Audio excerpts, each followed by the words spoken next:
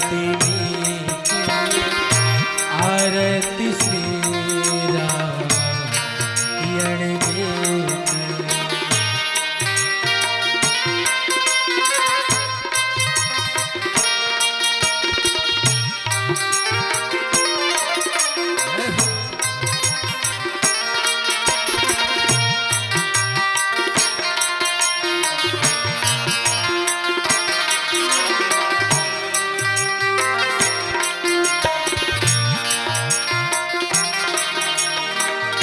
गावत वेद पुराण अष्टदश, गावत वेद पुराण अष्टदश, छो शास्त्र सब ग्रंथन को रस, मुनि जन धन संतन को सरस, सारे अंश सब की आरती श्री रामायण जी। गावत संतत शंभु भवानी, गावत संतत शंभु भवानी, अरुभट संभव मुनि विज्ञानी, व्यास यानी कवि बरज बखानी, कागे भसुंद के हेतु आरती श्री रामायण जी।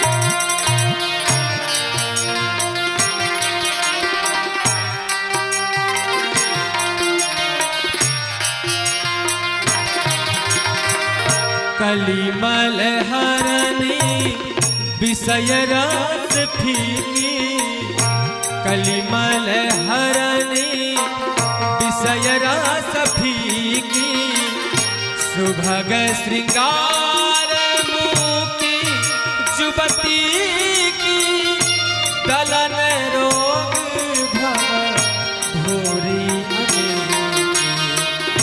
तात माते तुलसी की आरती श्री रामायण जी की। कीरति कलित ललित सिय पीछे आरती श्री रामायण जी की। कीरति कलित ललित सिय पीछे आरती श्री रामायण जी की। आरती श्री आरती श्री आरती श्री रामायण जी। शीतलं निर्णं तोयं कर्पूर्णं सुवाजितम् आचभ्यभेज जलहे देव्या प्रसीद परमेश्वर। बोले सीतारामचंद्र भगवान की जय। हरि ओम। जलेन शीतले कर्णादेवाभिवंदनं मा पुष्पैर्वंदनं मा स्वात्माभिवंदनं मा प्रार्थनापूर्वकं मन्त्रपुष्पाञ्जलिः नाना सुगन्धि पुष्पाणि यथा कालोद्भवानि च पुष्पाञ्जलिर्मया दत्त्वा गृहाणा परमेश्वर। प्रार्थनापूर्वकं मन्त्रपुष्पाञ्जलिं समर्पयामि। सीतारामचन्द्राभ्यां नमः। आवाहित देवताभ्यो नमो नमः। बोले सीतारामचंद्र भगवान की जय। राधा कृष्ण भगवान की जय। अनंत बलवंत हनुमंतलाल जी महाराज की जय। सर्व आवाहित देवी देवताओं की जय। कंकाली माता की जय। नमः पार्वती पतये हर हर महादेव शंभो।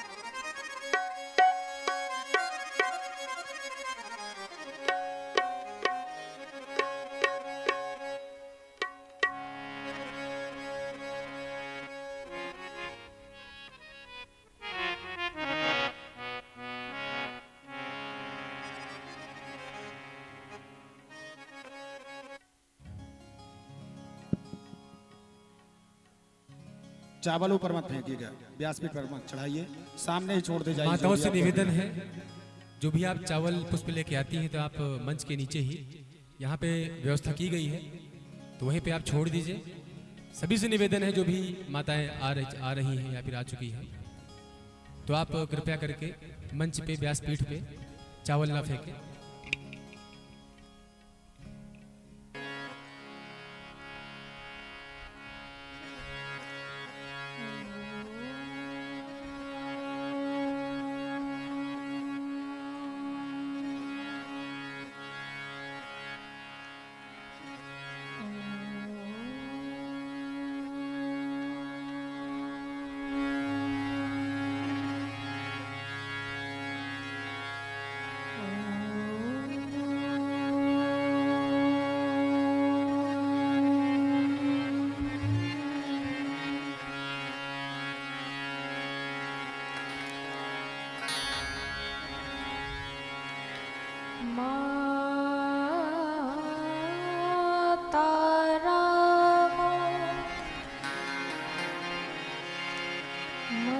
पिता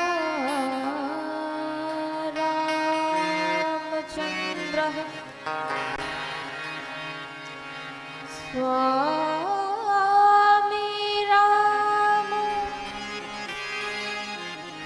मतसखा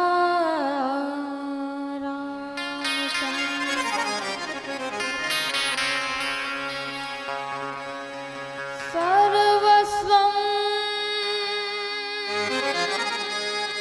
मेरा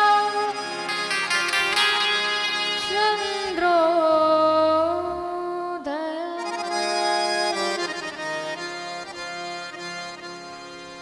नान्यं जाने नैव जाने न जाने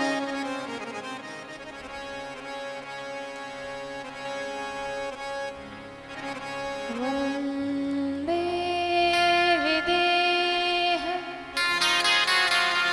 तनया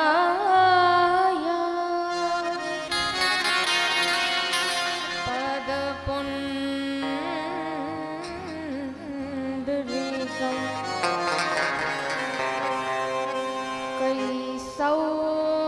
कैसौरसौरभ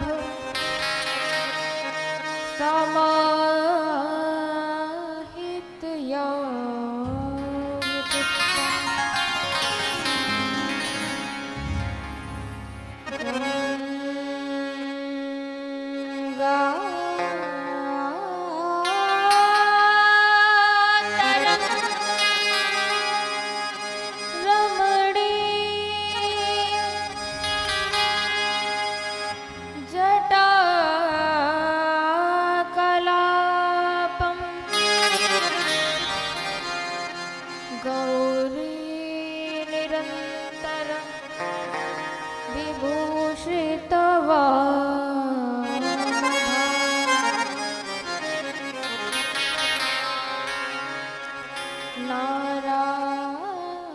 नारायण प्रिय अनंग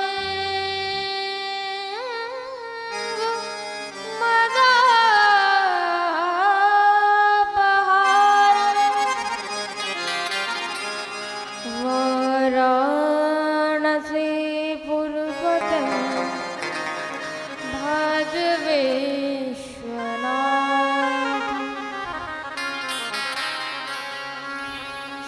सच्चिदानंद रूपाय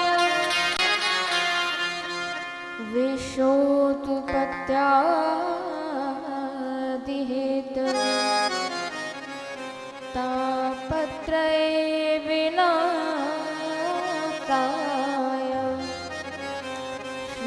श्रीकृष्णाय वयं नमः।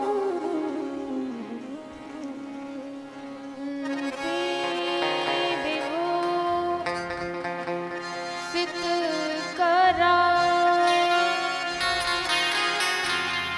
नवनीत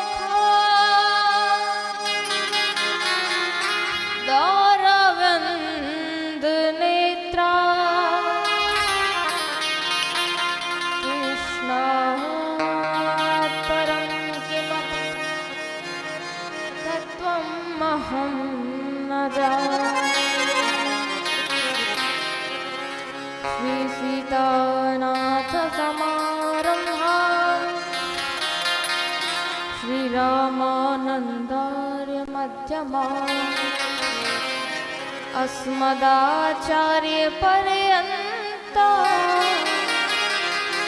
वन्दे श्रीगुरुपरम्परा।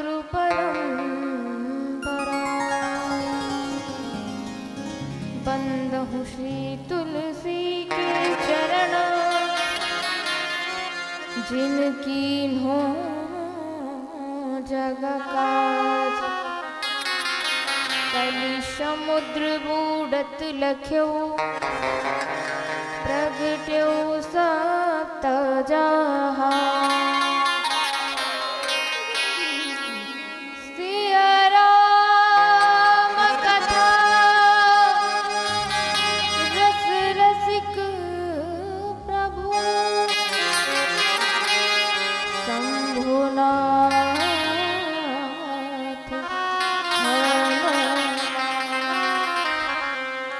प्रेम सहित आसन धरम, सुनहु कथा करुगा। सुनहु कथा करुगा। आइए हम सभी अपनी मनवाणी को पवित्र करने के लिए भगवान के पावन नाम का संकीर्तन करें।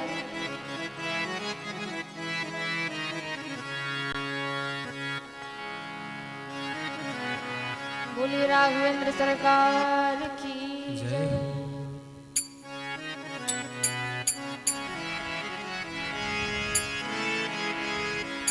सीताराम हनुमान,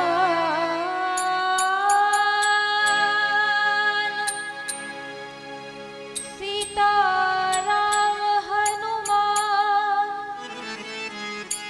सीताराम हनुमान, सीताराम हनुमान। सीताराम हनुमान, सीता राम हनुमान, सीताराम हनुमान, सीताराम हनुमान। सीताराम हनुमान, सीताराम हनुमान, सीताराम हनुमान।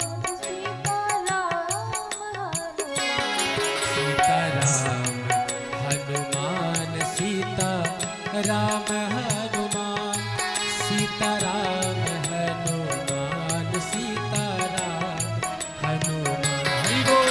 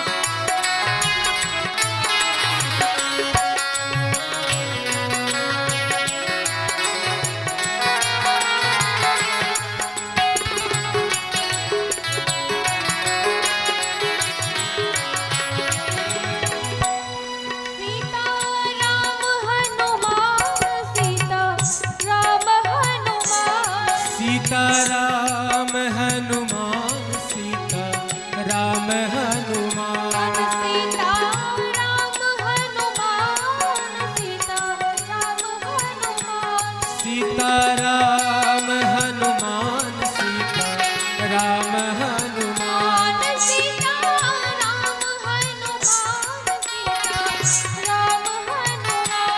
सीता राम हनुमान सीता राम हनुमान सीता राम हनुमान सीता राम हनुमान सीता राम हनुमान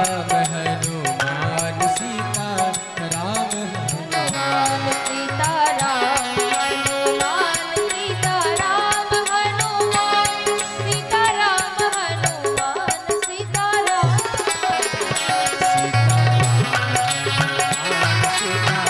सीता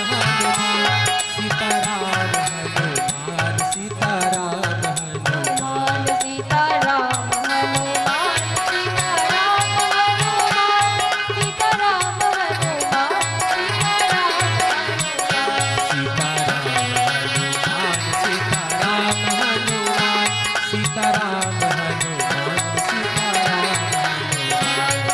हनुमान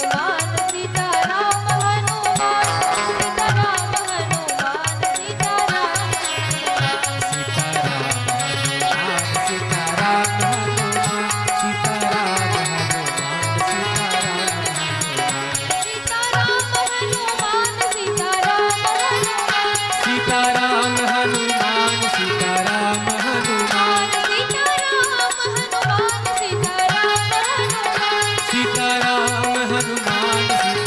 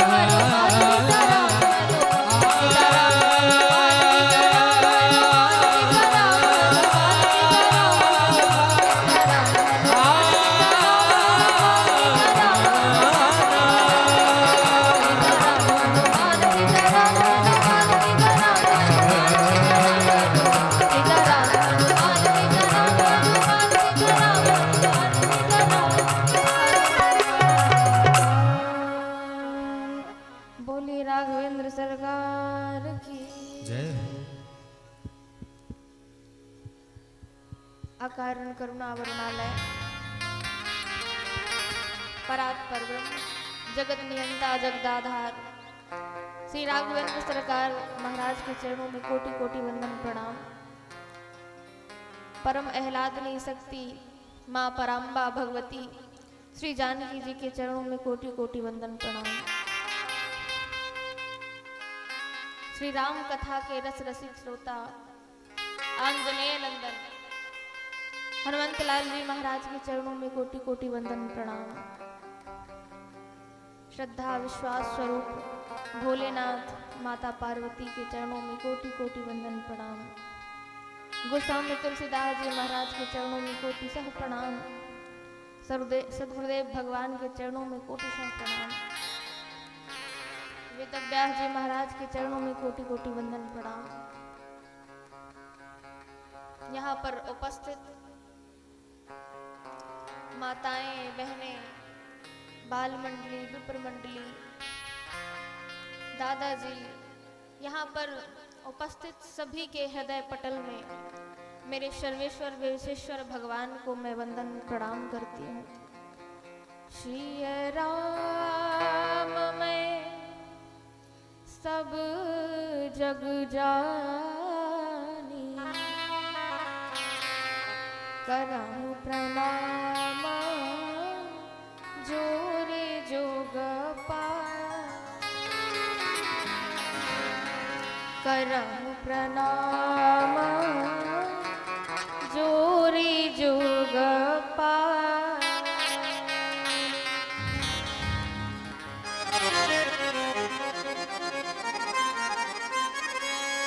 विगत दिनों से आप सभी लोग श्री रामचरित की मानस की गंगा में अवगाहन कर रहे हैं। इस माता कंकाली के दिव्य भव्य मंदिर में हम सभी का परम सौभाग्य है कि हम आप सभी माता के समक्ष, माता की कृपा से हम लोग भगवान के गुणानुवाद में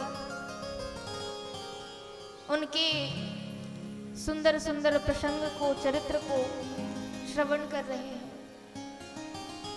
और मुझे देखकर बड़ी प्रसन्नता होती है कि आप सभी लोग बड़े श्रद्धा विश्वास के साथ, बड़ी शांति के साथ कथा का श्रवण करते हैं।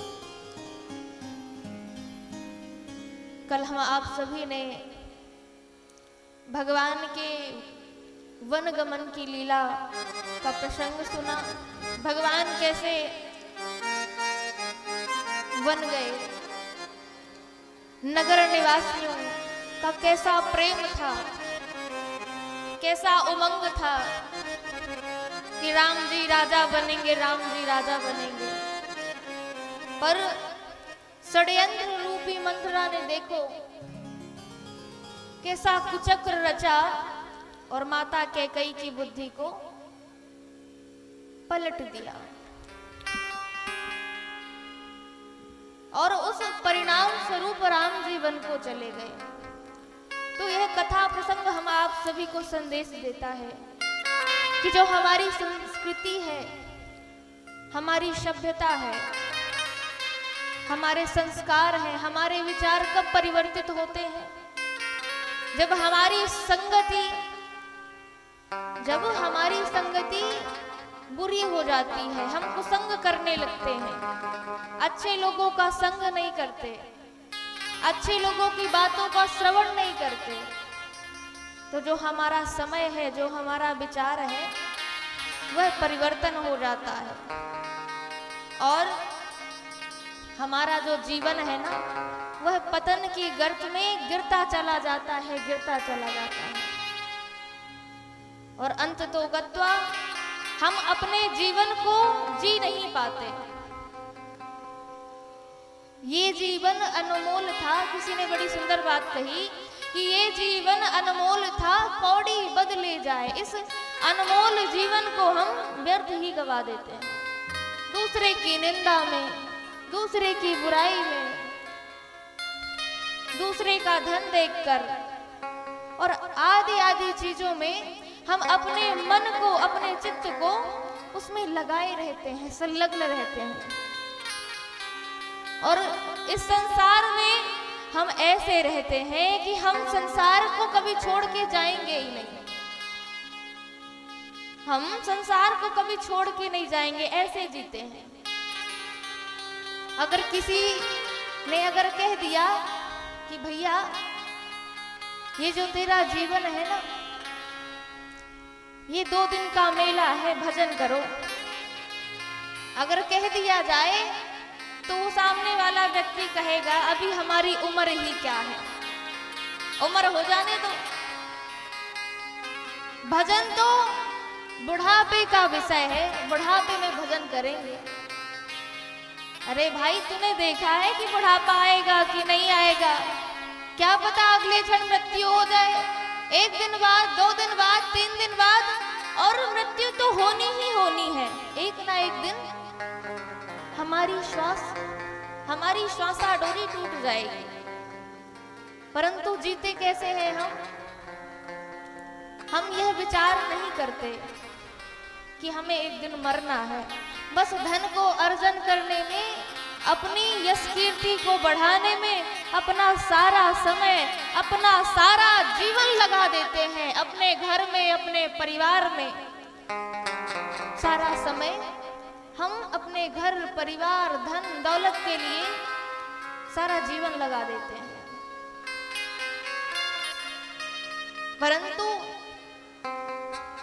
इस संसार में हमें जो दुख दर्द मिल रहा है, पीड़ाएं मिल रही हैं, कल आप सभी ने श्रवण किया कि निषाद जी कहते हैं कि भैया देखो कैसा समय आ गया है, जब भगवान के शुभ का समय आया तो ये कुचक्र ऐसा चलाई कैकई मैया कि सुख के समय राम भगवान को वन दे दिया, सुख के अवसर पर दुख दे दिया। कैकई नंदनी मंदमती, इस कैकई नंदनी ने कैसा कुचक्र चलाया, मोह के बारे में बताया। और बड़ी सुंदर बात गोस्वामी तुलसीदास जी ने लिखी कि इस संसार में, इस संसार रूपी अंधकार में जगता कौन है। जो विषय में लिप्त होते हैं इस संसार के अंधकार में सोते रहते हैं, परंतु जगता कौन है। आप सभी को याद होगा कि बताया गया था कि जगता कौन है, जिस पे कृपा राम की होती है, जिस पे भगवान की कृपा होती है वह अंधकार रूपी रात्रि में जग जाता है। और जो जागा हुआ है अगर सोने का नाटक करे तो क्या उसे जगाया जा सकता है। जो जान के सोया हो तो उसे जगाया नहीं जा सकता। क्यों? जो सोया हो नींद में, जो नींद में सोया हो उसे जगाया जाए। जाग के जो सोया हुआ उसको कौन जगाए, उसको कौन जगाए। जो वास्तविकता में सोया हुआ होता है उसको हम जगा सकते हैं, परंतु जो जान के सोया हो, सोया ना हो, सोने का नाटक कर रहा हो, उसे हम जगाया नहीं सकते, क्योंकि वह तो जाग ही रहा है, तो उसे हम जगा नहीं सकते। ठीक ऐसे ही जो भगवान के काम में, भगवान के लीला रूप धाम में अगर लगना चाहता है, पिपासु है, अभिलाषा पूर्ण है, तो उसे भगवान की कथा तो अच्छी लगती है, उसे सुनाया जाए, बताया जाए, मार्ग को प्रशस्त किया जाए। परंतु जो कथा को श्रवण ही नहीं करना चाहता, संसार की बातें ही सुनना चाहता है, अब कथा में ही देखने को मिलता है। कभी कभी तो ऐसा होता है, अब हमारी आदत ये है कि हम कथा में कथा ही सुनाते हैं, हास परिहास चुटकुले यहाँ वहां की बातें नहीं सुनाते हैं। तो भैया देखो, कुछ लोगों का कथा में मन भी नहीं लगता, पर क्यों नहीं लगता? मानस जी में वर्णन है कि तुलसी पिछले पाप ते हरि चर्चा ना सुहाग। पूर्व जन्म में और अनेक जन्म में हमारे इतने पाप हो जाते हैं कि जहाँ हरि की चर्चा चलती है, भगवान की चर्चा चलती है, तो हमारा ये जो मन है ना वह लगता नहीं है। उसको लगता है कि ये जो वक्ता जी हैं ये कथा सुना रही हैं, तो ये कथा ना सुनाए, दुनिया की व्यथा सुनाए। ये दुनिया की व्यथा सुनाए तो ये भैया देखो, ये मनोरंजन का विषय नहीं है, ये भगवान की कथा है। कथा से हमारी व्यथा दूर होती है, और हम व्यथा की बातें ही बताएंगे तो व्यथा से और व्यथा बढ़ेगी। इसलिए कहने का भाव यह है कि आप सभी लोग शांत चित्त से कथा का श्रवण करें। आइए ज्यादा भूमिका ना बनाते हुए प्रसंगानुसार कल भगवान राम संगवेरपुर पहुंचे। निषाद जी महाराज को लखनलाल जी महाराज ने बड़ा सुंदर उपदेश दिया। तत्पश्चात प्रातःकालीन दोनों भाइयों ने जटाओं को धारण किया। जटाओं को धारण कर आगे बढ़े। और जैसे ही आगे बढ़े सुमंत जी को विदा करके भगवान गंगा तट पर आ गए। मांगी नावना के बटवाना, मांगी नाव न केवट मांगी नावना के बटवाना, मांगी नाव न केवट कहीं तुम्हारा मरम जाना। कहे तुम्हारे कर्म में जाना, मांगी नाव न केवट आना। मांगी नावना केवट आना, मांगी नाव न केवट आना। मांगी नावना केवट आना, कहीं तुम्हारा मरम में जाना। कहे तुम्हारे कर्म में जाना, कहीं तुम्हारा मरम में जाना। कहे तुम्हारे कर्म में जाना, चरण कमल रज कहूँ सब कहानी। चरण कमल रजो कहूँ सब कहानी, चरण कमल रज कहूँ सब कहानी। चरण कमल रज कहूँ सब कहानी, चरण कमल रज कहूँ सब कहानी। मानुष करनी मोर कछुआहानी। मानुष करनी मोरी कछु आहानी, छुअत सिलावै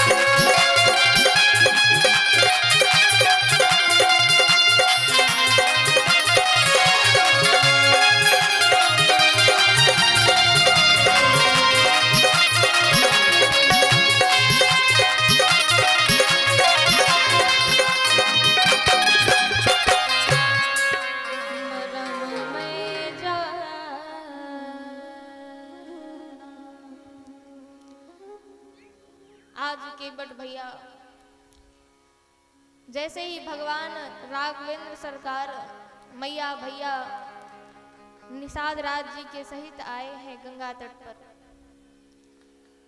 देखा कि बीच मझधार में नाव को लेकर केवट भैया बैठे हुए हैं। और जब ही राम जी सरकार ने आवाज दी तो आज केवट कहते हैं भैया हमें बुला रहे हैं क्या? मांगी नाव न केवट आना।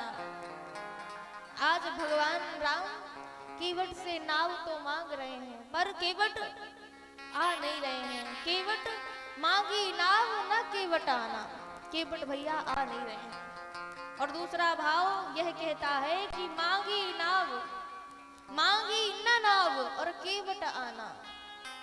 भगवान राम ने नाव मांगी नहीं और केवट जी आ गए। तो पहले भाव में आज केवट कहता है सरकार मांगी नाव न केवट आना।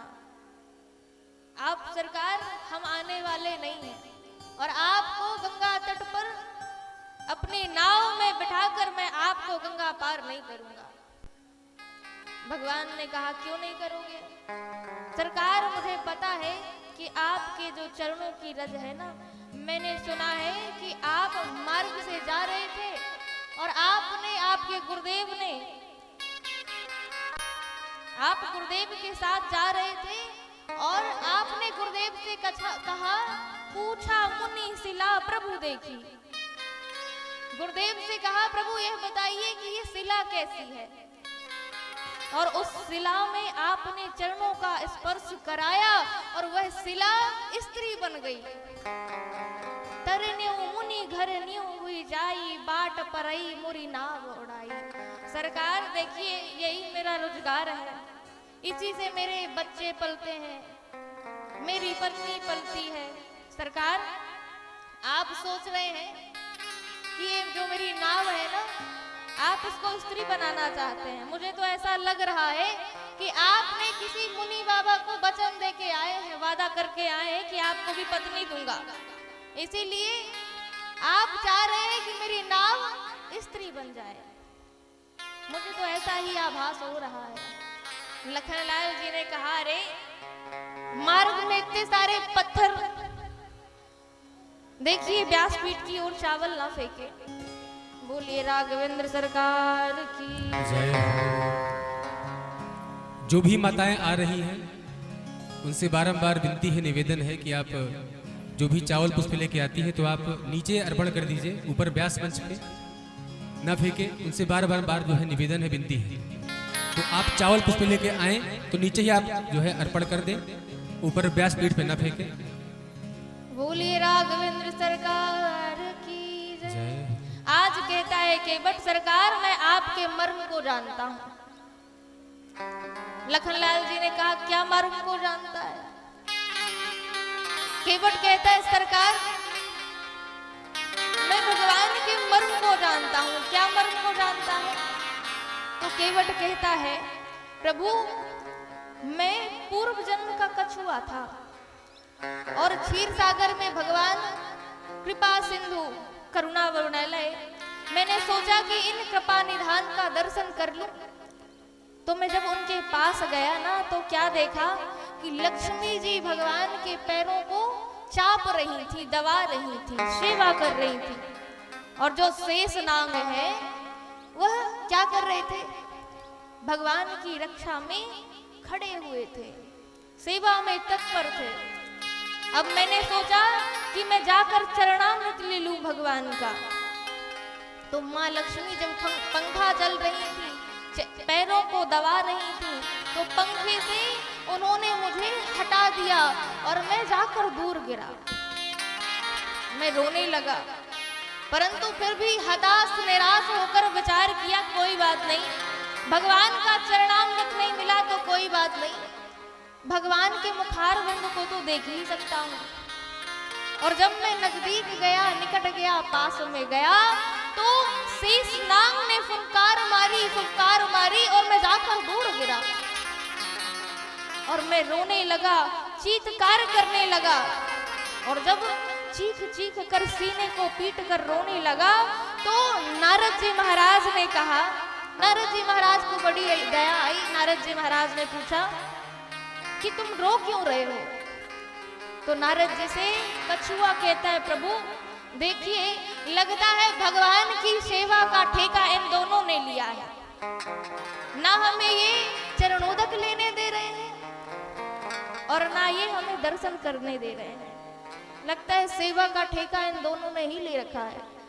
और रोने लगा तो नारद जी को बड़ी दया आई और कहा कि देखो तुम निराश ना हो, जिन भगवान को तुम ना देखना चाहते हो, चरणोदक पीना चाहते हो, वही भगवान राम त्रेता ब्रह्म मनुज तन धरई।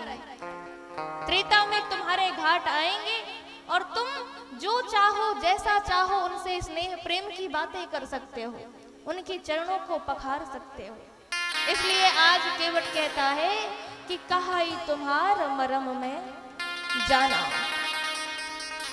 और दूसरा भाव यह भी कहता है कि जो केवट था, केवट को कभी सत्संग नहीं मिलता था।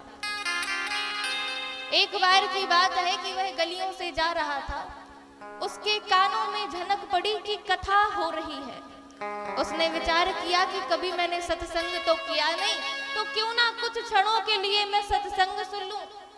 और वह कथा पांडाल में गया और जैसे ही कथा पांडाल में गया तो क्या वक्ता बता रहे थे, वहां के कथा व्यास बता रहे थे कि जो व्यक्ति भगवान को जिस भाव में बसता है, जिस भाव से पुकारता है, जिस भाव से मानता है, भगवान उसे उसी भाव में, उसी रूप में मिल जाते हैं।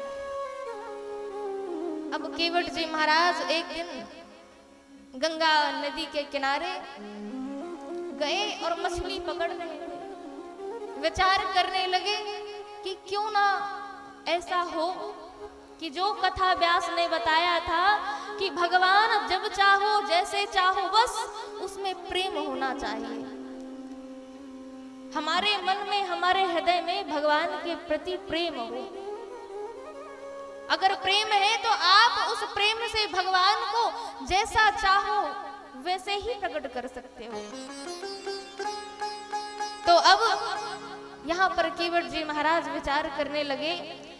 मछली पकड़ रहे थे, बंसी जल में डाली और विचार करने लगे कि अगर बंसी में भगवान मछली के रूप में ही प्रकट हो जाए तो कितना अच्छा रहे।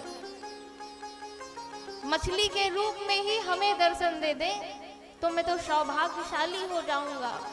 क्या ऐसा होगा? वही चिंतन चल रहा था। अब केवट जी महाराज ने जिस बंसी को जल में डाला था वह बंसी भारी हो गई, और भारी नहीं बहुत भारी हो गई। अब केवट जी महाराज जैसे तैसे खींचने का प्रयास करें परंतु खींचे ही नहीं। जैसे तैसे महाराज खींचा प्रयास करके और देखा कि आज तो अद्भुत ही मछली फंसी हुई है।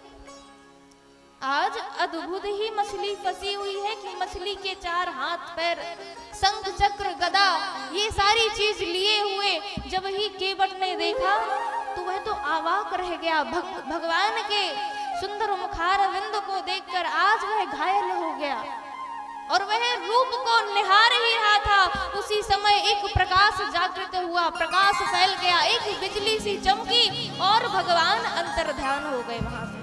और जब वह सौंदर्य का रूप, सौंदर्य की छटा अंतर ध्यान हुई, उसी समय केवट रोने लगा और कहा, प्रभु आप कहाँ चले गए? आप मुझे छोड़कर प्रभु कहाँ चले गए? अब तो मैं आपको बिना देखे रह ही नहीं सकता। हे नाथ आप प्रकट हो जाइए। हे नाथ आप कहाँ हैं? आप मुझे छोड़कर क्यों चले गए? उसी समय ब्रह्म गिरा हुई कि देखो बेटा, लाला अभी जो तुम्हारा प्रेम है वह परिपक्व नहीं है। अभी तुम रचे बसे नहीं हो प्रेम में। क्यों? क्योंकि तुम जीवन भर अगर यह प्रेम करते, भगवान से नाम लेते रहते और मेरा दर्शन ना होता तो जो तुम्हारा विश्वास है, वह टूट जाता। तुम्हें यह लगता कि मैं नाम तो जपता हूँ, अच्छे कार्य भी करता हूँ, परंतु भगवान ने कभी मुझ पर कृपा नहीं की। भगवान ने कभी मुझ पर दया नहीं की, मुझे दर्शन नहीं दिए। इसीलिए तुम्हारे प्रेम को, तुम्हारे विश्वास को बढ़ाने के लिए अभी तो मैंने अपने रूप सौंदर्य की केवल चटनी चटाई है, केवल ये ट्रेलर है। और बताया कि जब त्रेता में मैं अवतार लूंगा तब आपके घाट आऊंगा, गंगा मैया के घाट आऊंगा और आप ही पार करोगे। इसलिए आज क्या कहता है, केवट की कहा ये तुम्हारा मरम में जाना। आज केवट कहता है सरकार आप बड़े निर्दयी हो। पर लक्ष्मण जी ने कहा देख बेटा होश हवास में बोल, नहीं तो तरकस में बाण रखा हुआ है, तुझे इसी बाण से मार दूंगा। लक्ष्मण जी के जब कहा लक्ष्मण जी ने, तो केवट कहता है मैंने गलत क्या बोला, सही तो बोल रहा हूं। तो लगनलाल जी ने कहा क्या सही बोल रहा है, कैसे भगवान निर्दयी है, कपटी है, छलिया है, निष्ठुर है, कैसे है बताओ। तो केवट कहता है देखो सरकार, निर्दयी भी है, छलिया भी है, कपटी भी है। इसलिए है क्योंकि देखिए अयोध्या के प्रवासी कैसे आए थे प्रेम में मगन होकर, सरकार हम आपके बिना नहीं रह पाएंगे, हमें भी साथ लेकर चलिए, हमें भी आपके साथ जाना है, हमारा जीवन आपके बिना हम नहीं जी पाएंगे, हमारा जीवन आपके बिना नहीं है सरकार। और तमसा नदी पर बेचारे श्रम के मारे उनको निद्रा आ गई, और ये जो कृपा करते हैं, करुणा बरुणालय हैं, ये तो नाम के हैं, बाकी है नहीं, ये निष्ठुर हैं। उनको श्रम में हारे हुए व्यक्ति को ये रोता विलकता हुआ छोड़कर आ गए। इनको कहा जाता है ना कि यह करुणा बरुणालय है। ऐसे करुणा बरुणालय होते हैं कि इनके प्रेम में वह बेचारे रो रो कर आज बिलख रहे हैं, उनको ये छोड़कर आ गए। आज तुझे जो भी मन में अच्छा लगता है तू मांग ले। और उसी समय दो वरदानों को देने के लिए निषाद जी महाराज ने कह दिया। अब केवट जी को पता चला लक्ष्मण जी के द्वारा कि राम ब्रह्म परमार्थ रूपा। आज केवट जी महाराज बड़े अत्यधिक पीड़ा में हैं, दुख में हैं। तो केवट जी की पत्नी ने कहा कि नाथ आप इस दुख पीड़ा में, दर्द में क्यों हैं? आप आज चिंतित क्यों हैं? आपकी आंखों से आज आंसू क्यों गिर रहे हैं? क्या कारण है आप बताइए। तो केवट जी ने कहा कि मैंने सुना है कि अपने नगर में भगवान राम आए हैं, मैंने ऐसा सुना है कि परात्पर ब्रह्म आए हैं, परंतु देखो ना अपनी नगरी में कितने मल्लाह हैं, और ये जो मेरी नैया है ना ये तो टूटी फूटी सी है, जीर्ण शीर्ण सी है। और मेरी नैया से जो लोगों की नैया है ना, मल्लाहों की नैया है, वह तो जान रहे हैं कि राम जी आए हैं तो लड़ियों से, फूलों से अपनी नावों को सजा रहे हैं। तो देखो भगवान राम क्या मेरी नाव में जाएंगे? नहीं जाएंगे।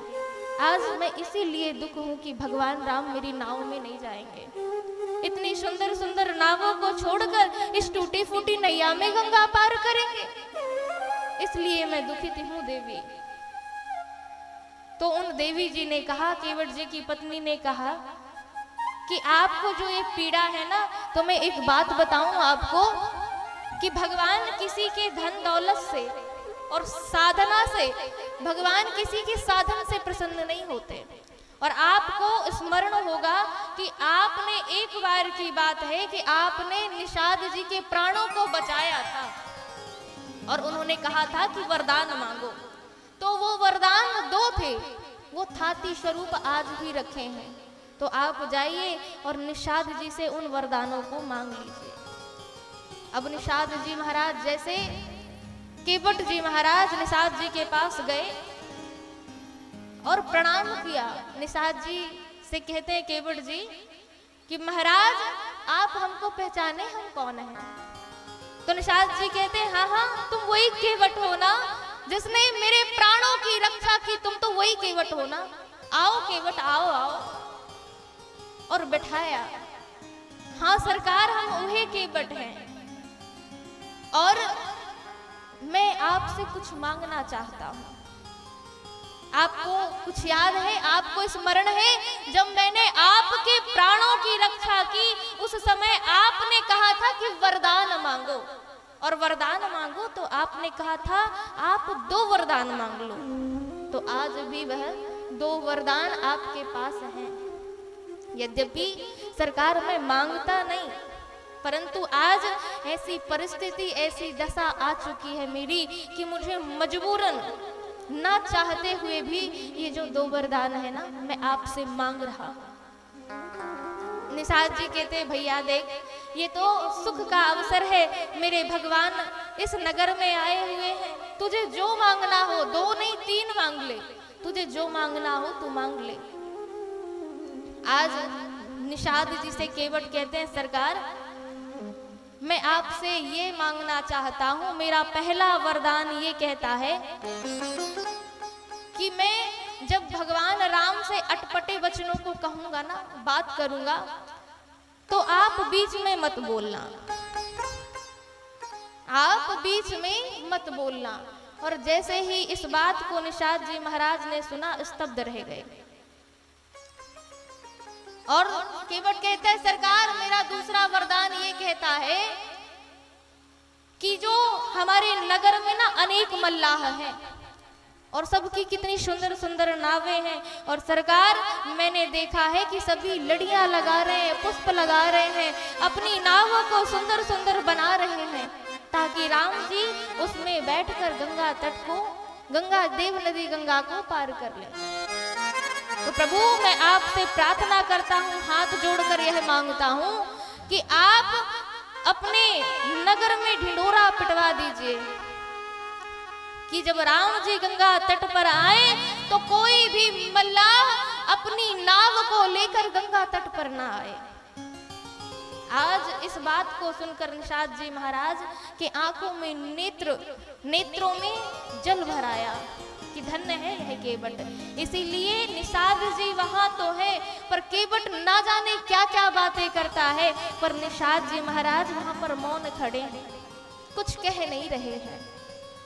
इसलिए केवट अपने भावों को, और क्यों, जैसे ही सुमंत जी महाराज को राघवेंद्र सरकार विदा करते हैं ना, तो राघवेंद्र सरकार सुमंत जी को पिता ही मानते हैं। आदर कीन पिता समलेखा, पिताजी ही मानते हैं। तो जब सुमंत जी महाराज को राघवेंद्र सरकार ने विदा किया तो उनके मन में भाव यह था, वह दुखित थे। आज विचार करने लगे सरकार कि आज सुमंत जी भी विदा हो गए, मेरे सर से आज पिता का हाथ भी उठ गया, पिताजी मुझे छोड़कर चले गए।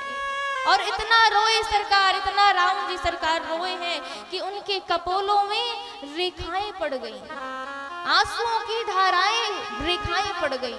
और जब केवट जी महाराज ने देखा कि आज इतने दुखी है मेरे भगवान, और जब तक मैं इनको प्रसन्न नहीं कर दूंगा, मैं स्वयं से संकल्प लेता हूं कि जब तक मैं इनको प्रसन्न ना कर दूं तब तक मैं इनको गंगा पार नहीं करूंगा।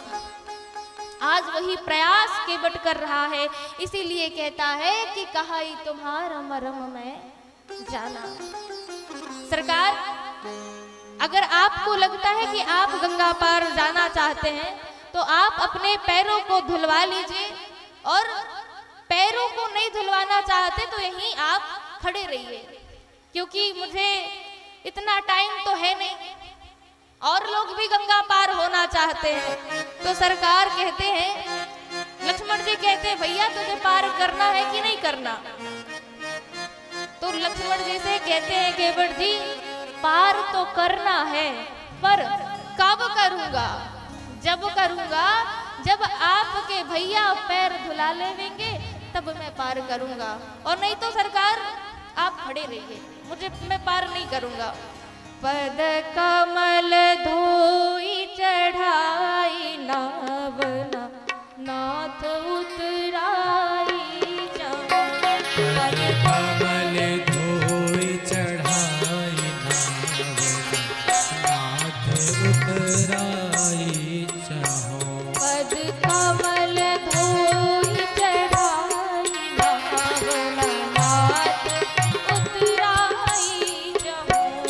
पद कमल धोई चढ़ाई नाव नाथ उतराई चहो। मोहि राम राउर आन दशरथ शपथ सब साची कहो। मोहि राम राउर आन दशरथ शपथ सब साची कहो। परु तीर मारहु लखान पे, जब लगी न पाँव पखारी हो।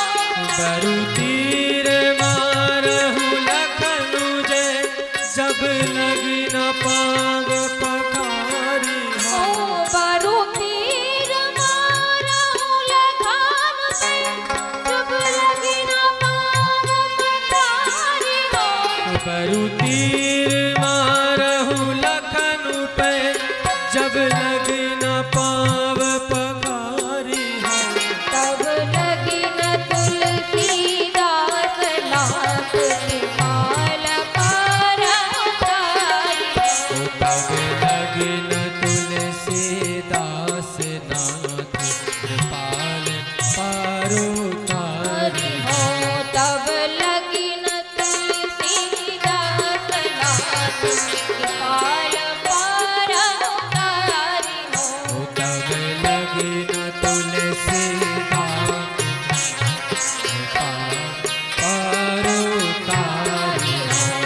कृपाल पार उतारी हो। कृपाल पार उतारी हो। कृपाल पार उतारी हो। केवट कहता है सरकार, पद कमल धोई चढ़ाई नावन नाथ उतराई चाहूं। प्रभु आपके पास उतराई देने के लिए नहीं है तो कोई बात नहीं, आप मत दीजिएगा। मैं आपके पिताजी की सौगंध खाता हूँ कि मैं उतराई नहीं लूंगा। और जैसे ही इस बात को लक्ष्मण जी महाराज ने सुना, भैया मैं इसका वध कर दूंगा, इस बाण से इस तीर से मैं इसका आज वध कर दूंगा। और जैसे ही ये देखिए ना, ये पिताजी तक पहुंच गया, पिताजी की शपथ लेता है मैं इसे मार दूंगा। अब केवट जी ने कहा भैया मैं यही तो चाहता हूँ कि मार दो मार दो मार दो मार दो। आपको मारना है तो आप निसंकोच, आप निर्भय होकर मार दो, मुझे मरने का गम नहीं है। बस एक बात जरूर पूछूंगा। देखिए जब संसार वाले पूछेंगे, कहेंगे किसने मारा, तो लोग कहेंगे करुणा निधान के भाई छोटे भैया ने मारा। किस खता पर मारा, किस दोष पर मारा, किस कारण से मारा। बेचारा चरणामृत मांग रहा था इसीलिए मार दिया। और तीसरा प्रश्न करेंगे कि किसके सामने मारा, तो लोग बताएंगे करुणामयी जानकी जी के सामने मारा है। ओहो, जब जानकी जी ने सुना कि करुणामयी जानकी जी के सामने मारा, जानकी जी ने कहा लक्ष्मण रखो रखो रखो बाण, नहीं मारना है, बेचारा सरल है, अनपढ़ है, इसीलिए रख लो बाण, नहीं मारना है। अब लक्ष्मण जी ने कहा भाई गजबई आदमी है, हम मारने के लिए कह रहे हैं तो कह रहा है कि मार दो। अब कोई भी व्यक्ति को मारने के लिए कहोगे तो वो ये नहीं कहेगा कि मार दो। लक्ष्मण जी विचार करते हैं कि मैया ये गजबई आदमी है, इससे तो भैया ही बात करें तो ही बात अच्छी है। आज केवट कहता है मरूंगा हाथ किसके की जो रघुबर का प्यारा है, मरूंगा किस खता पर जिस जगह गंगा की धारा है, मरूंगा हाथ के किसके कि जिसका दास होता हूँ, और मरूंगा किस खता पर कि पांव करुणा निधि के धोता हूँ। अगर इन पद कमल पर प्राण को हो जाएगा केवट, तो मर कर भी जमाने में अमर हो जाएगा केवट, तो मर कर भी जवाने में अमर हो जाएगा केवट। सरकार आप अगर मारना चाहते हो तो मार दो, बरु तीर मारहु लखन पे जब लगी न पाए पखारियों। मैं जब तक आपके चरणों को पखार नहीं लूंगा तब तक मैं चरणों को, जब तक मैं आपके चरणों को पखार नहीं लूंगा तब तक आपको देव नदी गंगा पार कराने वाला नहीं हूं, आपको पार नहीं करूंगा। सरकार एक छोटी सी बात कहता हूं, मुझे तो ऐसा लगता है कि आपसे बोलते नहीं बनता है, आप बौरे औरे हो क्या? अच्छा कोई बात नहीं सरकार, आप बोल नहीं पाते तो सर को तो हिला दो, आप ऐसा भी कर दोगे तो हम समझ जाएंगे कि आपकी अनुमति हो गई है और केवट जाओ चरणों को पखार लो। पर सरकार आप तो एक काष्ठमत रूप से खड़े हुए हैं, ना हिल रहे हैं ना डुल रहे हैं। सरकार कुछ तो कीजिए, कुछ तो आदेश दीजिए, क्योंकि देखिए आपके चक्कर में और लोग भी हैं, उन्हें भी गंगा पार नहीं कर रहा मैं, खड़े हुए हैं बेचारे। तो सरकार हाँ ना में जवाब दीजिए कि आपको चरण पखरवाना है कि नहीं पखरवाना। सरकार छोटी सी बात है, बात छोटी है सर को हिला लीजिए, बात छोटी है सिर को हिला लीजिए, बात छोटी है सर को हिला लीजिए, छोटी है सिर को हिला लीजिए, पाव अपना प्रभु जी धुला लीजिए, पाव अपना प्रभु जी धुला लीजिए, पाव अपना प्रभु जी धुला लीजिए, पाव अपना प्रभु जी धुला लीजिए। सभी लोग तालियों की सेवा करते हुए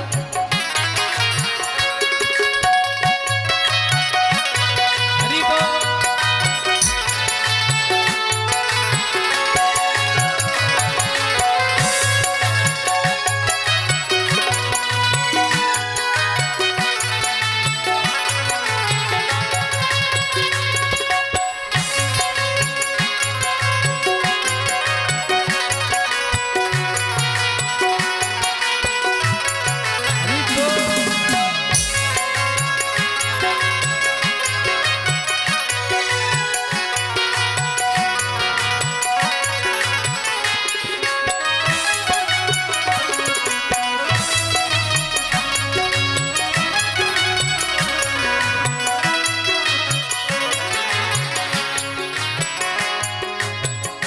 हम हैं अनपढ़ कोई भूल हो ही गई, हम है अनपढ़ कोई भूल हो ही गई, हम हैं अनपढ़ कोई भूल हो ही गई, हम है अनपढ़ कोई भूल हो ही गई। सरकार मैं आपसे ऐसी बातें कर रहा हूँ, देखिए मैं अनपढ़ हूँ, पढ़ा लिखा तो हूँ नहीं, तो अगर आपको ऐसा लगता है कि मुझसे कोई भूल हो गई हो तो सरकार आप मालिक है, हाँ आप मालिक है हो, आप मालिक है सब कुछ भुला दीजिए, मालिक है सब कुछ भुला दीजिए, पाव अपना प्रभु जी भुला दीजिए, अपना प्रभु जी धुला लीजिए, बात छोटी है सर को हिला लीजिए, बात छोटी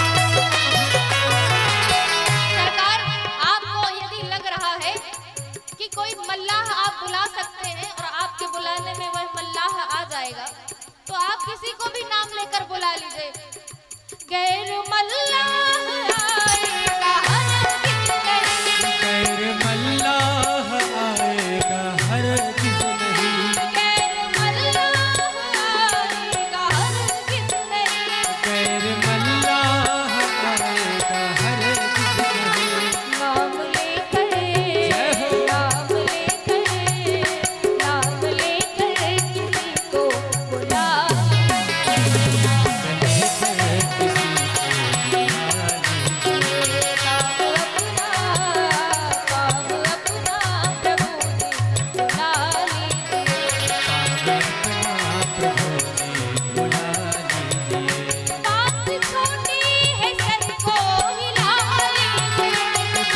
छोटी है सिर को हिला दीजिए, बात छोटी है सर को हिला लीजिए, बात छोटी है सिर को हिला लीजिए। पाव अपना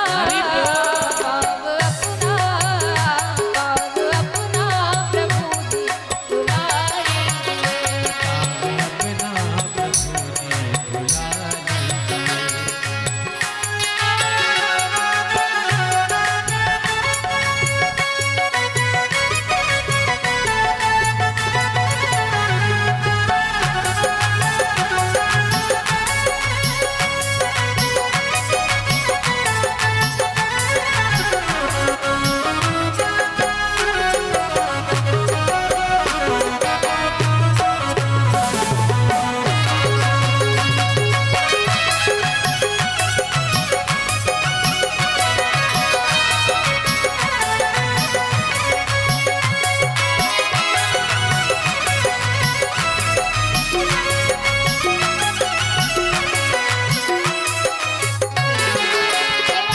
सरकार देखिए, चाह दोनों की है।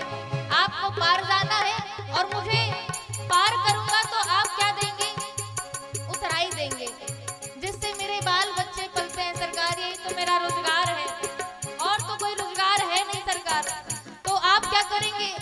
चाह दोनों की है किस बात की, चाह दोनों की है देर किस बात की, चाह दोनों की है देर किस बात की। चाह दोनों की है देर किस बात की। और सरकार देखिए, इतना विलंब ना लगाइए। इतना विलंब लगाएंगे तो संध्या बत्ती की बेरा हो जाएगी। मुझे नहीं लगता, तो आप तो जाएंगे नहीं पार, और मुझे ऐसा लग रहा है कि आप पार नहीं जाना चाहते हैं। और सरकार, अगर आपको पैदल पैदल जाना है ना, तो आगे के घाट में जाएंगे ना, वहाँ कमर से पानी है, तो आप चले जाइए और आप मेरे काम में विघ्न ना डालिए सरकार। इसलिए कुछ फैसला लीजिए, शीघ्र ही कुछ न कुछ फैसला लीजिए, शीघ्र ही कुछ न कुछ फैसला लीजिए, न कुछ फैसला लीजिए, शीघ्र कुछ न कुछ फैसला लीजिए। बात छोटी है सर को हिला लीजिए, वो बात छोटी है सिर को हिला लीजिए, बात छोटी है सिर को हिला लीजिए, बात छोटी है सिर को हिला लीजिए, बात छोटी है सिर को हिला लीजिए, बात छोटी है सिर को हिला लीजिए, बात छोटी है सिर को हिला लीजिए। बात छोटी है सर को हिला लीजिए,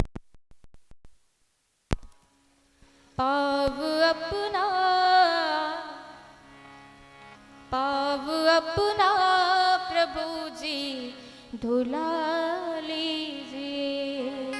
सरकार, शीघ्र ही कुछ न कुछ आप फैसला लें।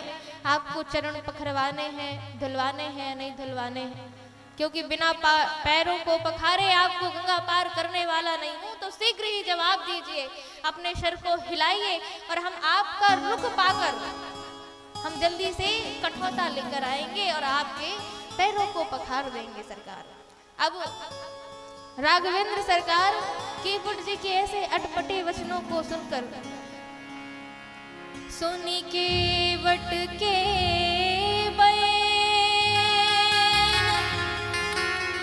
प्रेम लपेटे अटपटे बिह से करुणा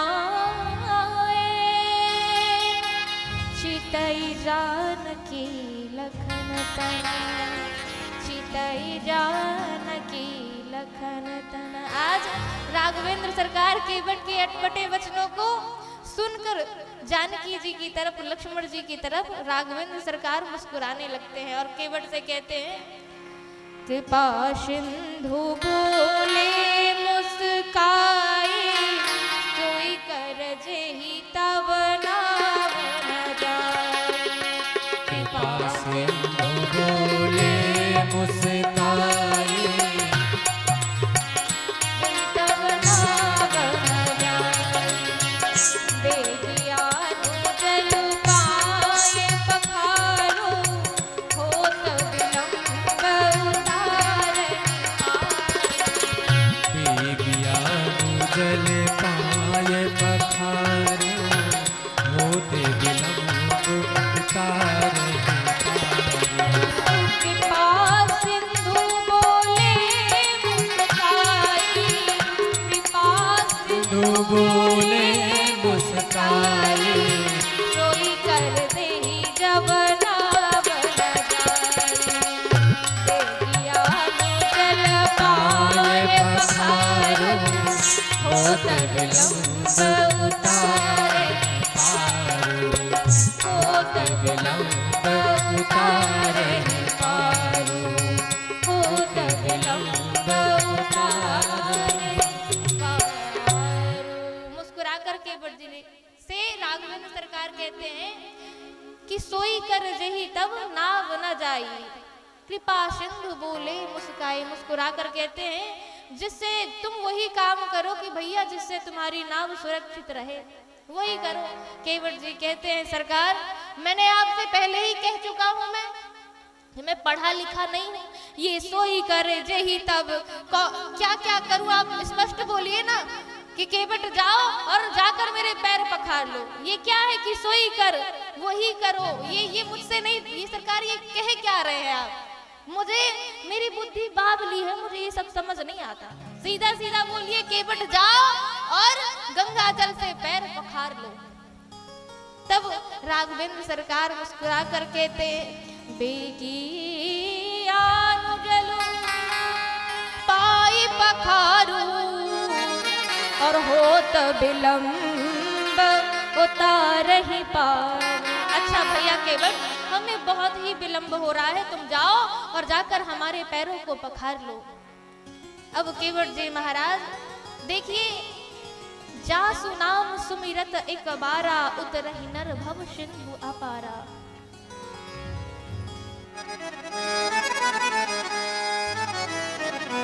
आज यहाँ पर केवट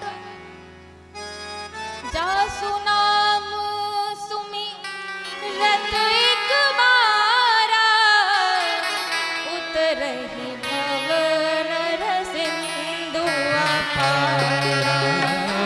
जासु नाम सुमिरत एक बारा उतरहि नर भव सिंधु अपारा।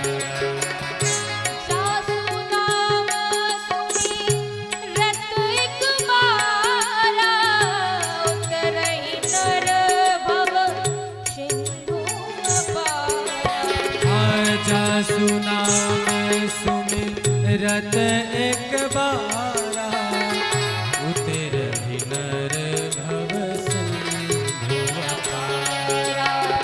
सोई कृपाल वंडहि निहोरा, सोई कृपाल केवटहि निहोरा जेहि जग कीर्ति पगहु तिथोरा।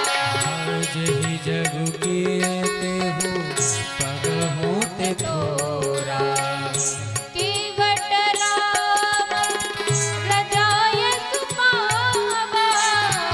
केवट राम रजाय सुपावा।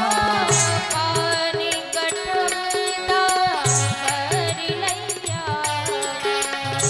पानी कठवता भर लैया, भरी लैया, भरी लैया। भगवान राम के वचनों को सुनते ही केवट जी महाराज देखिए, जासु नाम सुमिरत एक बारा, जिसका नाम ले लेने से जीव इस भव सागर से उद्धार हो जाता है। अच्छा, यहाँ पर प्रश्न यह भी उठता है कि जीव अगर एक बार राम जी का नाम ले ले तो क्या वह उद्धार हो जाता है? फिर ऐसे तो हमने अनेक बार भगवान के नाम लिए होंगे, तो क्या हमारा उद्धार हो जाएगा? पर मैंने संतों से सुना है, इसकी व्याख्या बड़ी सुंदर है। ये चौपाई है जो ये क्या संकेत करती है? जिस प्रकार जब विवाह होता है ना, तो जो आचार्य हैं वह विवाह करा देते हैं और विवाह के बाद उनका अता पता जता रहता नहीं, वो कराए एक बार विवाह कराया उन्होंने और 7 जन्मों के बंधन से बांध देते हैं। इसी प्रकार ये चौपाई यह भाव को स्पष्ट करती है कि एक बार जो हमारे जब हम जीवन में गुरु वर्ण करते हैं तो गुरुदेव हमें क्या एक मूल मंत्र देते हैं, जिसको मंत्र राज कहा जाता है। और वह मंत्र राज एक बार देते हैं, उसी को यहाँ पर स्पष्ट किया कि जासु नाम सुमिरत एक बारा। वही एक मंत्र आपके जीवन को भगवान के पास, आपके जीवन को भगवान के पास भगवत धाम भेज देता है और आपको भगवान का प्रेम मिल जाता है। कि जासु नाम सुमिरत एक बारा, उतरहि नर भव सिंधु अपारा। जब गुरुदेव की कृपा होती है ना, तो इस संसार सागर से वह मंत्र हमें उद्धार कर देता है, हमें पार कर देता है। और भगवान देखिए 3 पगों से सब कुछ नाप लेते हैं, परंतु आज देखिए वही केवट के अटपटे वचनों को सुनकर आज देखिए कितना मुस्कुरा रहे हैं राम जी, कितने प्रसन्न हैं और ना जाने केवट कितनी अटपटी बातें कर रहा है। और उन बातों को सुनकर आज उसने होरे को देखकर भगवान प्रसन्न है। भगवान देखिए आपके धन दौलत वैभव से प्रेम नहीं करते कि आप उनके सामने सब कुछ, सारा संसार तो उन्हीं का है और हम उनको कोई नश्वर वस्तु या कोई भी चीज उनको चढ़ा देते हैं, माला फूल वस्तुएं सब कुछ हम चढ़ा देते हैं। तो ऐसे समझिए आपका विवाह हुआ और आप अपनी पत्नी को प्रेम ना करें, माला मिठाइयाँ फूल उसको दे और प्रेम पड़ोसन को करें, तो क्या उसे स्वीकार होगा? नहीं होगा ना। वह क्या करेगी? उसे तो प्रेम चाहिए, आपकी माला फूल मिठाइयाँ नहीं चाहिए। ऐसे ही भैया ये भगवान है, भगवान का तो सब कुछ है। भगवान आपके माला फूल मिठाइयों से प्रसन्न होंगे। देखिए चढ़ाइए, मैं मना नहीं कर रही, परंतु उसमें आपका प्रेम हो। भगवान आपके साधन से प्रसन्न नहीं होते, भगवान तो आपकी साधना से प्रसन्न होते हैं, आपके प्रेम से प्रसन्न होते हैं। तो आज भगवान राम प्रसन्न है और कहा कि केवट राम राजाय सुपावा, पानी कठबता भरी लैयावा, पानी कठबता भरी लैयावा। आज केवट जी महाराज अपनी कुटिया गए और क्या किया, एक छोटा सा कठौता लेकर आ गए। अब केवट जी महाराज कोई और भी चीज ले आते, कोई और भी वस्तु ले आते, परंतु कठौता ही क्यों लाए? यहाँ पर प्रश्न उठता है कि केवट जी ने कठौता ही क्यों लेकर आए? वो कोई और भी वस्तु, कोई और भी पात्र ले आते, पर कठौता ही क्यों?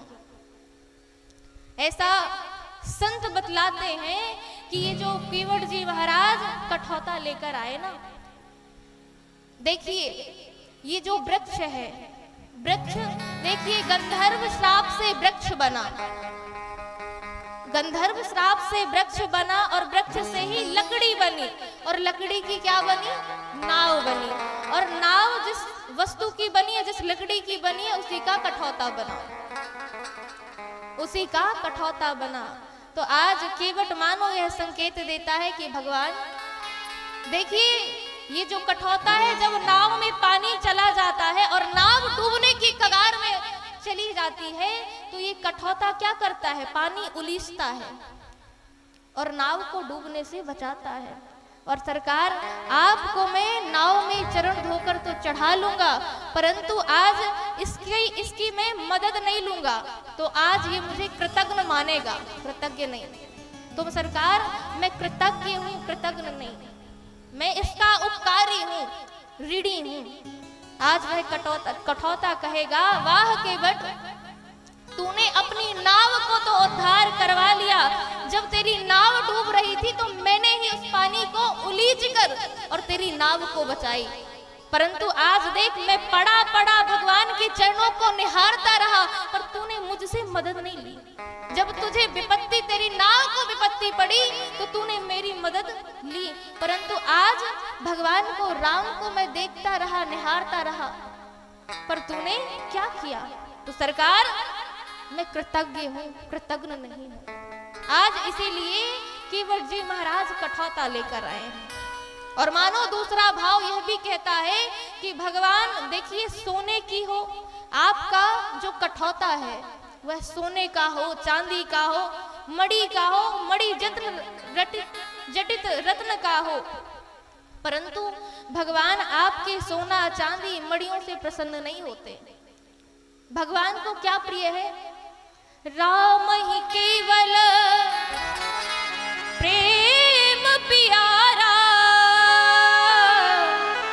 जान ले सोई जान निहारा, जान ले सोई जान निहारा। आज केवट जी महाराज कठौता लेकर भगवान के चरणों को प्रक्षालन कर रहे हैं। लक्ष्मण जी महाराज से राम जी कहते हैं कि देखो लखन, ये कितने भाव से धो रहा है, कितने भाव से चरणों का प्रक्षालन कर रहा है। तो केवट कहता है, सरकार किसी भ्रम में मत रहिए। आप कह रहे हैं, आप सोच रहे हैं कि मैं भाव के कारण, नाव के कारण मैं आपके चरणों को धो रहा हूँ, भाव के कारण नहीं, नाव के कारण। अगर मैं आपके चरणों को मन लगा के ना धोऊंगा, देख रहा हूँ कि कोई कण तो नहीं है आपके चरणों में, रेखन में जड़े कण के ते देख देख धो, आप एक पग ते खड़े आते न कीजिए, चाहो अब लंब तो बिनीत जो विलंब बिन, नाथ मेरे हाथ में सो हाथ रख दीजिए, नाथ मेरे माथ में सो हाथ रख दीजिए। सरकार आप बहुत देर से एक पग पे खड़े हैं, आप ना थक जाएंगे। देखिए मुझे ऐसा लग रहा है कि आप इतने सुकोमल हैं कि आप एक पग पे खड़े खड़े अब ऐसा लग रहा है कि आप गिर जाएंगे। इसलिए सरकार अगर आपको कोई कष्ट है, आपको कोई दिक्कत है, तो सरकार ये जो आपका ये वाला हाथ है ना, ये मेरे सर पे रख दीजिए। चाहो अब लंब तो विलंब बिन विनीत जो, नाथ मेरे माथ में सो हाथ रख दीजिए। सरकार आप मेरे माथे में हाथ रख दीजिए। आज राघवेंद्र सरकार जानकी जी की ओर देखकर कहते हैं, वाह गजबई आदमी है भाई, कि भाव के कारण मेरे चरणों को प्रक्षालन कर रहा है, पर कह रहा है सरकार भाव के कारण नहीं, अपनी नाव के कारण धो रहा हूँ, अब प्रक्षालन भी नहीं कर रहा हूँ, धो रहा हूँ। पर सरकार एक बात मुझे याद आई, आपने क्या कहा? आपने क्या कहा? कृपा सिंधु बोले मुस्काई, सोई कर जई तब नाव न जाई, बेगी आन जल पाई पखारू। सरकार अब मुझे स्मरण में आया कि आपने कहा कि पैर को धोना नहीं है, प्रक्षालन करना है। तो सरकार देखिए, कोई शुभ कार्य करना होता है तो अकेले नहीं किया जाता, अपनी पत्नी के साथ किया जाता है। तो अगर आपने क्या कहा होता कि केवट जाओ और मेरे पैरों को धो लो और जो भी रज कण लगे हुए हैं उसको साफ कर दो, तो मैं रगड़ रगड़ के धो देता। पर सरकार आपने स्वयं कहा कि जाओ केवट और पैरों को प्रक्षालन करो।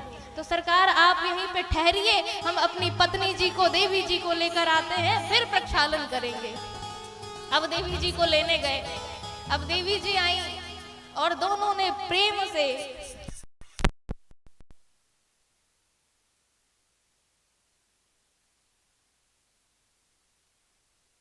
भगवान के प्रेम के साथ, अनुराग के साथ चरणों को प्रक्षालन करने लगे। ओ अति आनंद उमगी अनुरागा, चरण सरोज पखारनु लागा। सिया राम जय जय राम सिया राम जय जय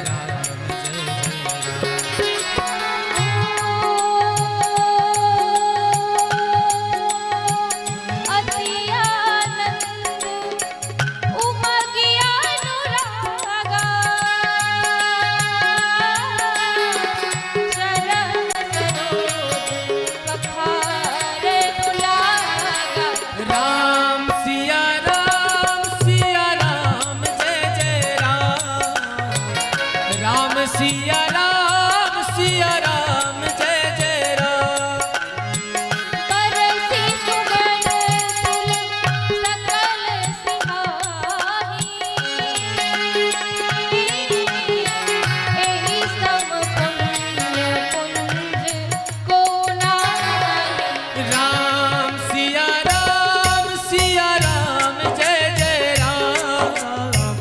राम सिया राम जय जय राम। सभी लोग तालियों की सेवा करते हुए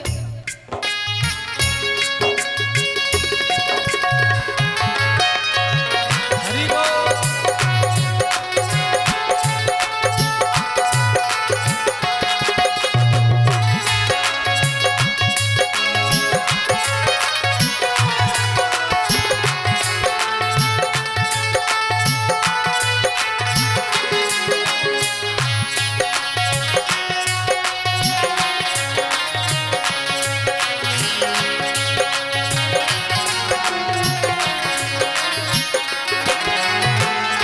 अति आनंद उमगी अनुरागा,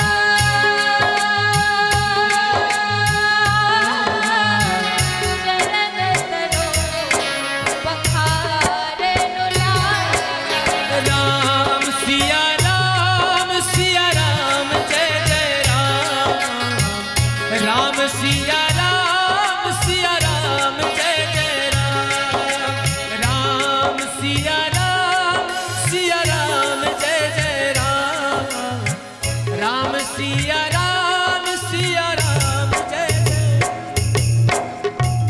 केवट कहता है, दोनों पति पत्नी बड़े आनंद प्रेम के साथ चरणों का प्रक्षालन करने लगे। लखनलाल जी ने कहा कि भैया देख, बहुत विलंब हो रहा है, अब जल्दी जल्दी धो लो, पैरों को प्रक्षालन कर लो और हमें पार कर दो। तो अब केवट कहता है, राघवेंद्र सरकार, हे रामभद्रजो, मैं आपसे हाथ जोड़कर कहता हूँ, ये जो मेरे नगर निवासी है ना, वह जानते हैं कि भगवान राम आए हैं। और अगर मैंने उनसे, जब उनको यह पता चलेगा कि भगवान आए हैं और केवट ने पैरों को प्रक्षालन किया और इस नेक काम में, इस शुभ काम में हमको नहीं बुलाया, तो हमारा तो सरकार बैर ही हो जाएगा। तो हम अपने गांव वालों को वैरी दुश्मन नहीं बनाना चाहते। वैसे ही सरकार देखिए, ये जो मेरी नाव चल रही है ना, तो मेरे बहुत दुश्मन हो गए हैं कि ये केवट देखो, ये जीर्ण शीर्ण सी नाव है और ना जाने इस जीर्ण शीर्ण सी नाव से ना जाने कितना पैसा कमाता है, यह कितना पैसा कमाता है। और आज के युग में भी अगर देखा जाए तो हमारे ऊपर भी यह बात लागू होती है। अगर कोई व्यक्ति धनवान बन जाए, अगर उसके यहाँ कार आ जाए तो ये जो पड़ोसी है ना वो सोचेगा भाई इसने कौन सा धन लूट लिया है कि इसके यहाँ कार आ गई। तो आज का व्यक्ति देखिए, कहने का भाव यह है कि आज का जो व्यक्ति है ना वो अपने सुख से सुखी नहीं है, दूसरे के सुख से दुखी है कि इसको इतना क्यों मिला, इसको सुख है तो इसको इतना सुख क्यों है। तो अपने सुख से सुखी नहीं है, दूसरे के सुख से दुखी है। तो सरकार देखिए, जो हमारे आस पड़ोस के लोग हैं ना हमसे बैर कर लेंगे सरकार, तो आप अगर अनुमति दे तो सबको बुला ले आवे और आपके पैरों का प्रक्षालन करवा दे। अब सरकार ने आज्ञा दी और देखिए लाइनबद्ध होकर सबने पैरों का प्रक्षालन किया। केवट जी महाराज के बच्चे भी आ गए और बच्चों ने कहा पिताजी यह तो बताइए, ये जो गोरे वाले हैं ना ये हमको जब देखो घूर घूर के देख रहे हैं, ऐसा लगता है कि मार ही डालेंगे। तो केवट कहता है कि देखो बच्चों, ये जो सावले वाले हैं ना उनके पास जाना, उनसे बातें करना। ये जो गोरे वाले हैं ना वो बहुत ही गजब आदमी है, ना जाने कब से तीर निकाल के मार देंगे पता ना चलेगा, तो उनके पास मत जाओ। अब यहाँ पर बच्चों से केवट कहता है कि ये जो राम जी है ना, अब इनको तुम लोग ऐसा घेर लो, ऐसा घेर लो, ऐसा घेर लो कि ये चाह कर भी भाग ना पाए, ये चाह कर भी भाग ना पाए। अब सबने पैर प्रक्षालन कर लिया तो केवट कहता है कि अगर मैं लक्ष्मण जी के पास गया तो ये तीर निकाल के अब भाई पट्टन मार देंगे, मारने में कोई कसर नहीं लगाएंगे। तो राघवेंद्र सरकार के पास अब केवट जाता है और कहता है सरकार एक बार और मैं आपके चरणों को प्रक्षालन करूंगा। लक्ष्मण जी ने जैसे सुना कहा भैया ये इतना विलंब कर रहा है, जब से पैर प्रक्षालन करूंगा सबसे एक एक करके सबसे पैर प्रक्षालन करवा लिया।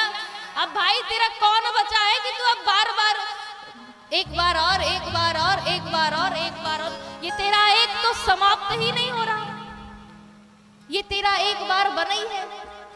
सरकार इसको मना कीजिए कि अब ये प्रक्षालन ना करे।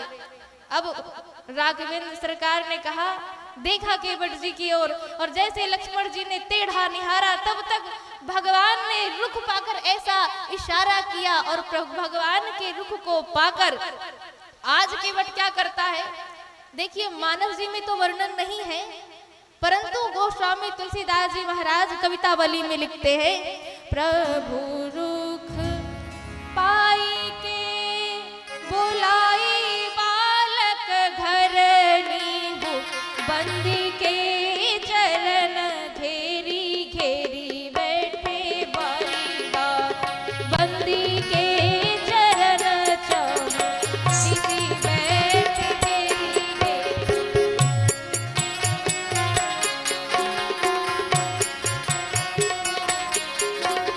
छोटो तो कठोता भरी आनी पानी गंगा रूप आनी पानी गंगा रूप धोई पाए पियत पुनीति बारी धोई दो धोई पाए पियत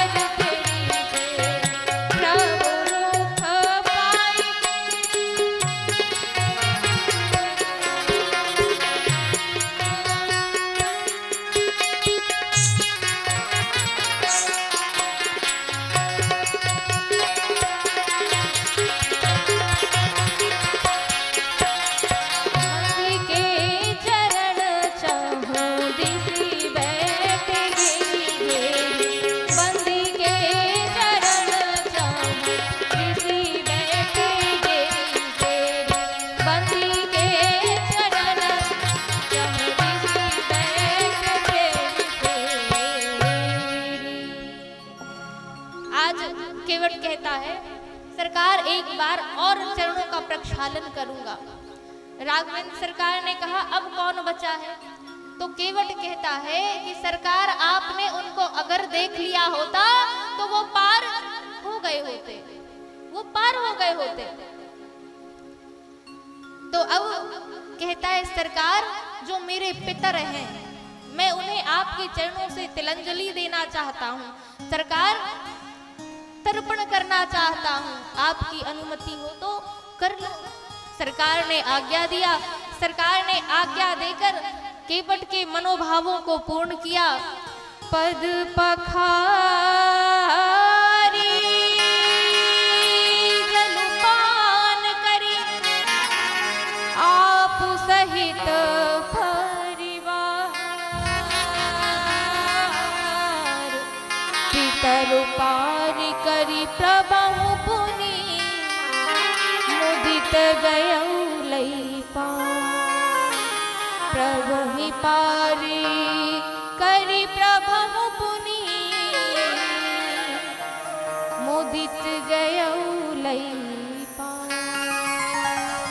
पद पखार कर पितरों को पार करके प्रसन्नता पूर्वक केवट गंगा जी के पार ले गया।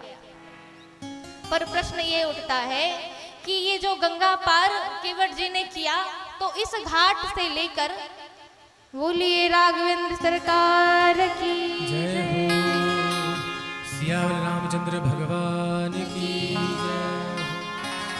अच्छा, केवट जी ने गंगा पार तो किया परंतु एक घाट से भगवान को नाव में चढ़ाया और जब नाव पार लेके गए तो उस अंतराल में निषाद जी भी बैठे हुए थे। भगवान राघवेंद्र सरकार भैया मैया सभी लोग थे। तो केवट देखिए कुछ क्षणों के लिए गंगा घाट पर राघवेंद्र सरकार आए तो कितनी अटपटी बात किया केवट ने। तो क्या जब उस अंतराल में गंगा पार करने के अंतराल में जो वह समय था तो क्या भगवान शांत बैठे थे? क्या भगवान मौन बैठे थे? क्या बैठे होंगे? परंतु संतों की बड़ी सुंदर सुंदर कथाएं हैं। ऐसा कहते हैं कि केवट जी महाराज बीच मझधार में नाव को ले गए और बीच मझधार में नाव को ले गए तो लखनलाल जी महाराज ने कहा अरे केवट तू यह तो बता तूने ये पतवार चलाना क्यों बंद कर दिया? तो केवट जी कहते हैं सरकार यह तो बताइए ये जो मेरी नैया में बैठे हैं जगत नियंता जगदाधार परम पिता परमात्मा ये सारे संसार को इस संसार को के जीवों को पार करते हैं। तो जो जीवों को सारे संसार के पार करते हैं तो ये गंगा मैया पार करना कौन सी बड़ी बात है? इनके इशारे पर ही सृष्टि चलती है सरकार। तो मैं पतवार चलाने की मुझे बिल्कुल आवश्यकता नहीं है। मैं पतवार किस कारण से चलाऊं, क्यों चलाऊं? लक्ष्मण जी ने कहा भैया देख तू हमें बीच में ही मत डुबो देना, पतवार तो चला भैया। तो अब लक्ष्मण जी से केवट महाराज कहते हैं कि देखो भैया मुझे पतवार नहीं चलाना है, ए मेरी नैया में तो भगवान बैठे हैं। और कहता है केवट वो मैंने तुम्हारे भरोसे राजा राम भंवर में नैया छोड़ दे, मैंने तुम्हारे भरोसे राजा राम भंवर में नैया छोड़ दे, मैंने तुम्हारे भरोसे नैया राम भंवर में नैया छोड़ दे। ओ मैंने तुम्हारे भरोसे राजा राम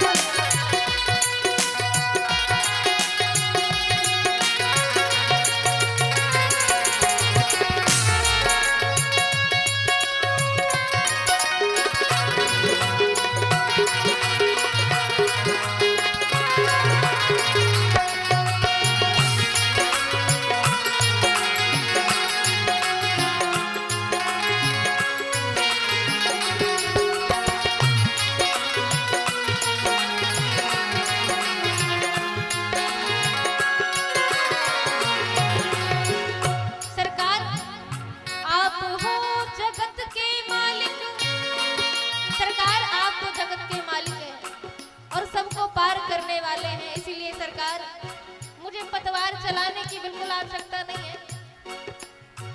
हो मैंने तुम्हारे भरोसे राजा रावण में नैया छोड़ दी।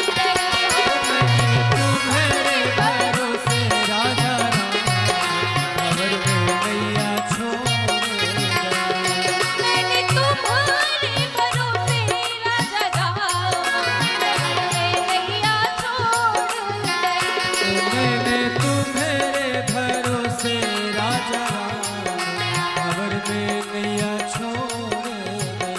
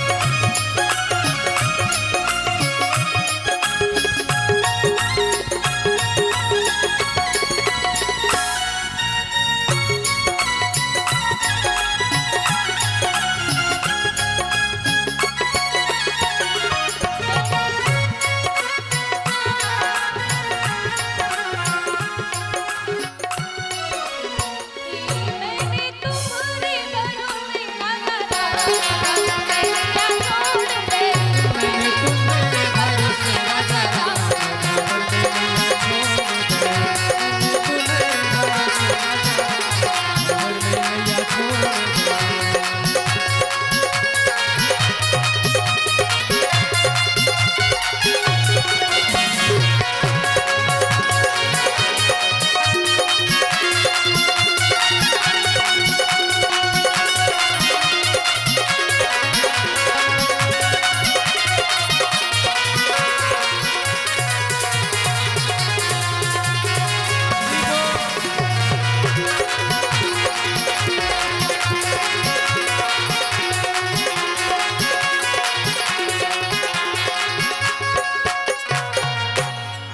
बोलिए राघवेंद्र सरकार की।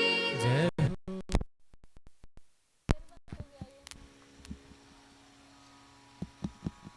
बोलिए राघवेंद्र सरकार की। जय हो।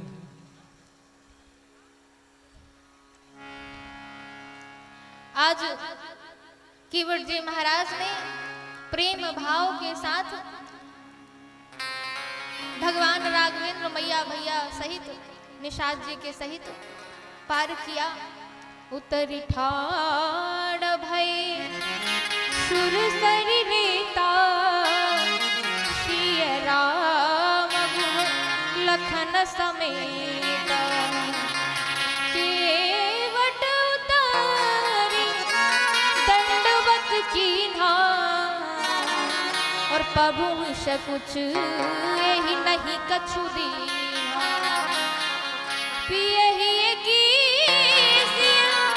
जान निहारी मनि मुदरी मन मुदित उतारी।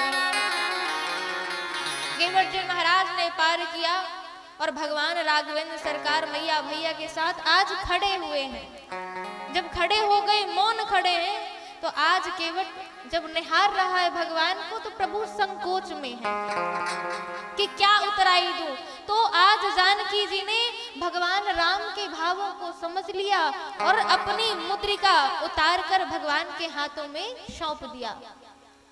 और जैसे ही सौंपा तो इस बात को अगर हम इस युग से जोड़ दें कि जब पति विपत्ति काल में पड़ जाए और पति को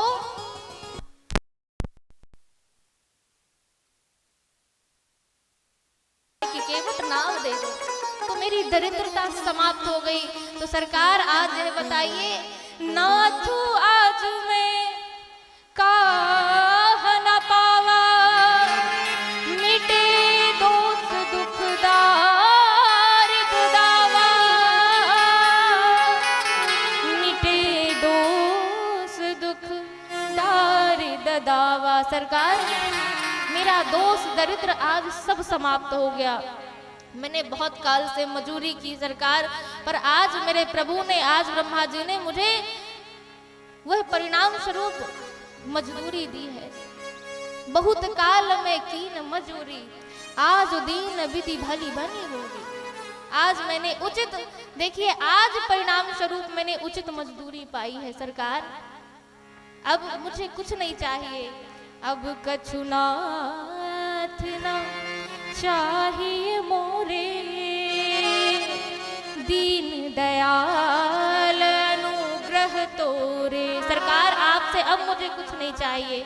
हे सरकार आप द्रवित हो, और आप अगर जब बार बार कह रहे हैं राघवेंद्र सरकार, तो आज राघवेंद्र सरकार से केवट कहता है सरकार अगर आप मुझे कुछ देना ही चाहते हैं तो सरकार मैं गंगा तट का माझी हूँ, तुम भव सागर के माझी हो, और इस भव सरिता के तट हो, और तुम उस भव सरिता के तट हो। मैं इस सुरसरिता के तीर पे हूँ और सरकार आप उस सरसरी के तीर में हैं। और अगर आपको कुछ देना ही है सरकार तो ये बताइए कि मजदूर कभी मजदूरों से मजदूरी लेता है भैया, मल्लाह कभी मल्लाहों से मल्लाही लेता है भैया। बताइए सरकार कि मजदूर कभी मजदूरों से मजदूरी लेता है भैया, मल्लाह कहीं मल्लाहों से मल्लाही लेता है भैया। अगर आप अपने आप को सरकार ऋणी समझ रहे हो, आप मुझे कुछ देना ही चाहते हो, तो अपने को ऋणी समझते हो तो तुम ऋण मेरा वही चुका देना। और मैंने तुमको है पार किया, मैंने तुमको है पार किया, तुम मुझको पार लगा देना। मैंने तुमको है पार किया और तुम मुझको पार लगा देना। सरकार आप अपने आप को ऋणी समझते हैं ना, आप सोच रहे हैं कि आप कुछ देना चाहते हैं, तो अगर देना ही है सरकार तो आपने जिस प्रकार मैंने आपको गंगा जी के पार किया और आप भी मुझे इस भवसागर से उद्धार कर दीजिएगा। इस प्रकार से बहुत लखनलाल जी ने भी किया, जानकी जी ने कहा कि ले लो केवट, उतराई ले लो, परंतु बहुत कहने पर भी आज केवट जी महाराज ने कुछ नहीं लिया। कहते हैं बाबा गोस्वामी तुलसीदास जी महाराज वर्णन करते हैं, बहुत कीन प्रभु लखन सिया नहीं कछु केवट ले, विदा करुणायतन भगति बिमल वरुदे, भगति बिमल वरुदे। बहुत कहने पर, बहुत प्रयास करने पर भी केवट जी महाराज ने आज कुछ नहीं लिया, तो भक्ति का विमल वरदान देकर आज विदा ले लिए भगवान राघवेंद्र सरकार। और जैसे ही विदा लिए आगे बढ़ते हैं, तब मंजन करी रघुकुल नाथा पूजी पार्थिव नायक। तब मंजन करी रघुकुल नाथा पूजी पार्थिव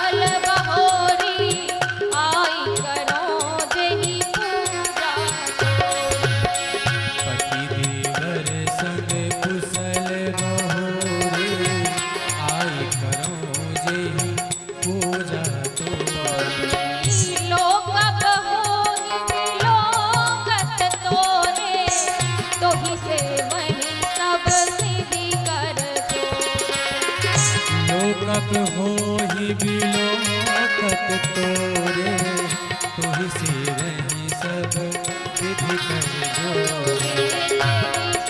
वही सब सिद्धि कर जोरे, तुझी से वही सब सिद्धि कर जोरे। भगवान राघवेंद्र सरकार ने तब उमज्जन करी रघुकुल नाथा स्नान ध्यान किया और पावन माटी का पूजन किया है।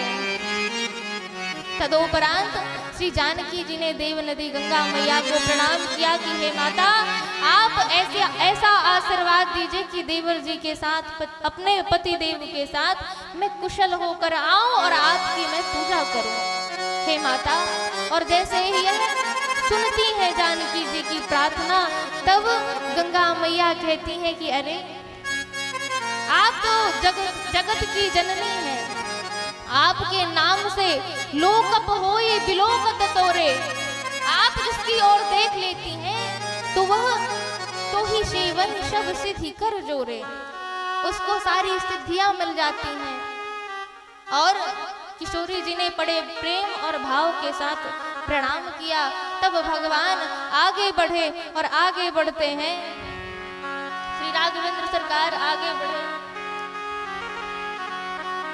तब प्रभु भरा द्वाज पहिया, तब प्रभु भरद्वाज पहियाए, तब प्रभु भरद्वाज पहियाए, तब प्रभु भरद्वाज पहियाए। करत दंडवत मुनिवर लाए, तब प्रभु भरद्वाज पहियाए, करत दंडवत मुनिवर लाए। प्रभु भरद्वाज प्रभु आए, तब प्रभु भरद्वाज पहियाए। तब प्रभु भरद्वाज पहियाए, तब प्रभु द्वाज पहियाए, करत दंडवत मुनि लाए। करत दंडवत मुनिवर लाए। मुनि मोन मोदन कछु कहि जाई, मुनि मन मोदन कछु कहि जाई। ब्रह्मानंद राशि जन पाई, मुनि मन मोदन कछु कहि जाई। मुनि मन मोदन कछु कहि जाई, मुनि मन मोदन कछु कहि जाई। ब्रह्मानंद राशि जनु पाई। ब्रह्मानंद राशि तनु जाई। तब प्रभु भरद्वाज पहियाए, तब प्रभु भरद्वाज पहियाए, करत दंडवत मुनि और लाए। करत दंडवत मुनि उर लाए।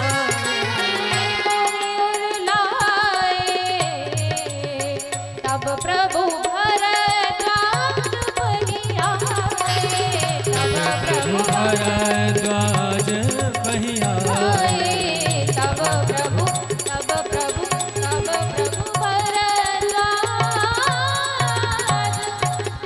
पहियाए। आज श्री राघवेंद्र सरकार मैया भैया के साथ भरद्वाज जी ऋषि के आश्रम में पहुंचे, दंडवत प्रणाम किया और दंडवत प्रणाम करके मुनि ने देखा कि भगवान आए हुए हैं तो 100 प्रकार से आज भगवान की पूजा करते हैं, अंदर आसन आसीन करके। देखिए यहाँ पर बड़ा सुंदर संकेत मिलता है।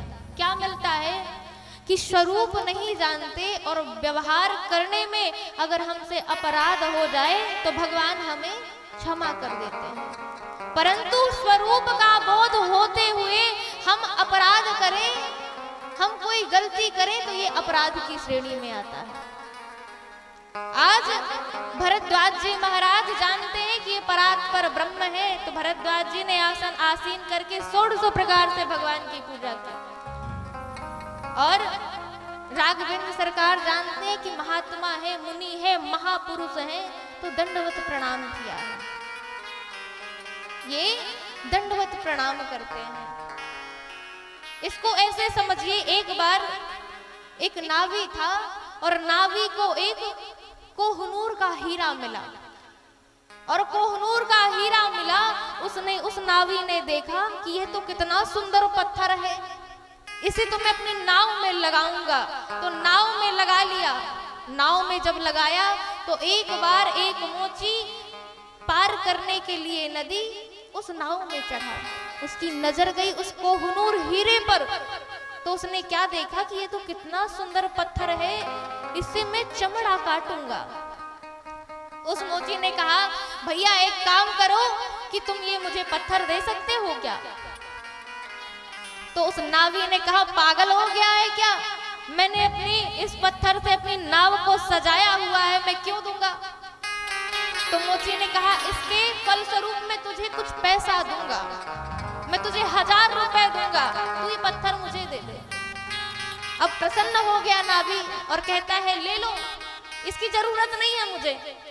और बड़ा मगन हो गया कि एक पत्थर की वजह से मुझे 1000 रुपए मिल गए, बड़ा मगन हो के नाचने लगा। अब मोची ने क्या किया? मोची उस पत्थर से, कोहनूर के हीरे से चमड़ा काट रहा था, और उसी समय क्या देखा कि एक जौहरी ने देखा कि पागल मोची कोहनूर के हीरे से चमड़ा काट रहा है, और जैसे ही देखा तो कहता है, कितना मूर्ख है ये कि कोहनूर का हीरा हाथ में है और कर क्या रहा है? कर क्या रहा है? चमड़ा काट रहा है। करोड़ों का हीरा हाथ में है, पर कर क्या रहा है? चमड़ा काट रहा है। जौहरी पास में गया और कहा, भैया ये जो पत्थर है ना, क्या तुम मुझे दोगे? जौहरी ने कहा, क्यों? मैंने 1000 रुपए देकर इस पत्थर को लिया है, पागल हो गए हो, मैं क्यों दूंगा? मैंने 1000 रुपए में से खरीदा है। आज हाथ पकड़ के जौहरी माथे में हाथ रख के कहते हैं, कितना बावला है ये, कितना मूर्ख है, कितना गवार है कि करोड़ों का कोहनूर का हीरा इसने 1000 रुपए में ले लिया, और बड़ा यह कह रहा है कि मैंने 1000 रुपए का लिया है। आज उस जौहरी ने कहा कि मैं तुझे 1 लाख रुपए दूंगा, तू ये पत्थर मुझे दे दे।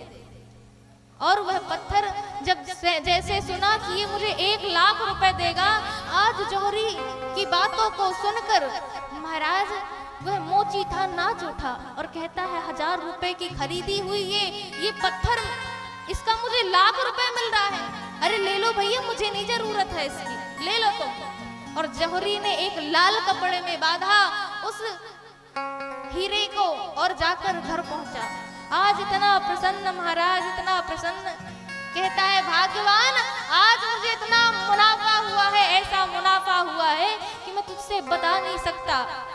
प्रसन्नता जाहिर कर ही रहा था, उसी समय देवी जी बोली, अरे प्रभु आप यह तो बताइए, इतना बड़ा आज आपको ऐसा क्या मुनाफा हो गया कि आप इतने प्रसन्न हैं? आज प्रसन्न के मारे वह जौहरी नाचने लगा।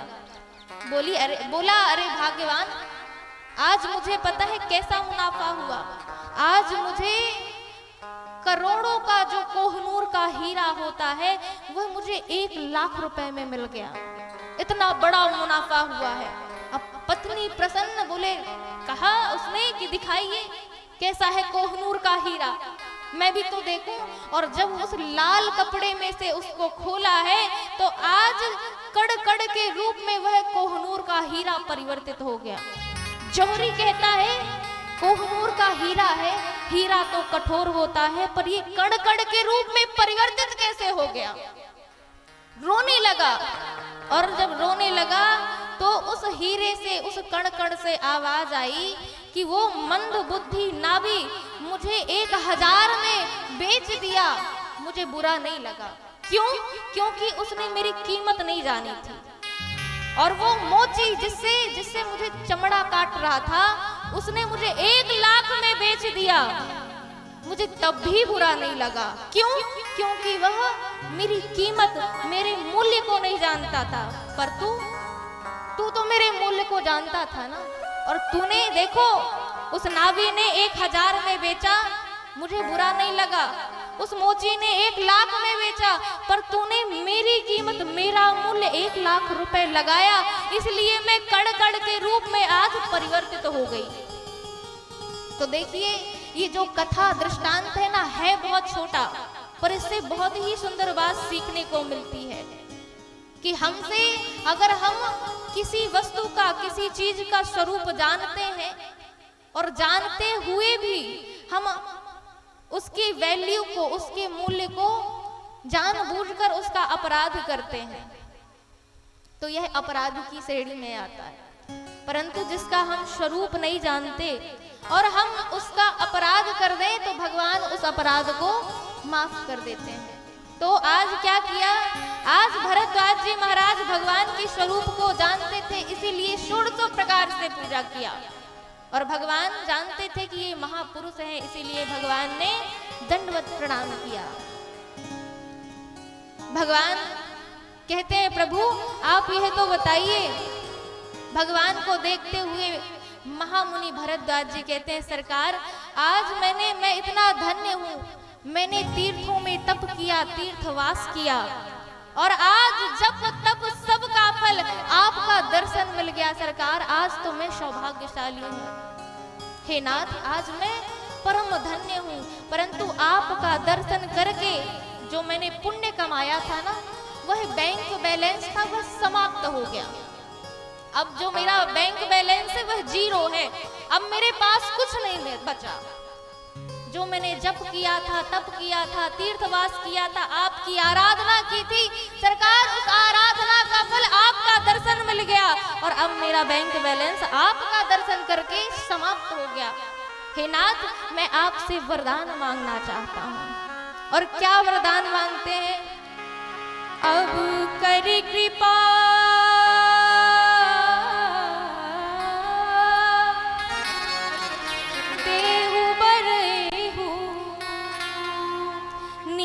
पद सरसिज सहज स्नेहु, निज पद सरसिज नयन स्नेहु, निज पद सरसिज सहज स्नेहु। सरकार, अब मैं आपसे यह वरदान मांगना चाहता हूँ कि मेरी बुद्धि, मति, मेरा चित्त आपके चरणार विंद में लगा रहे। हे नाथ, आप यह बताइए, आप मुझे यह वरदान दीजिए। हे नाथ, आप मुझे यह वरदान दीजिए। कर्म वचन मन छाड़ी चलूं, जब लगी जनना तुम्हार।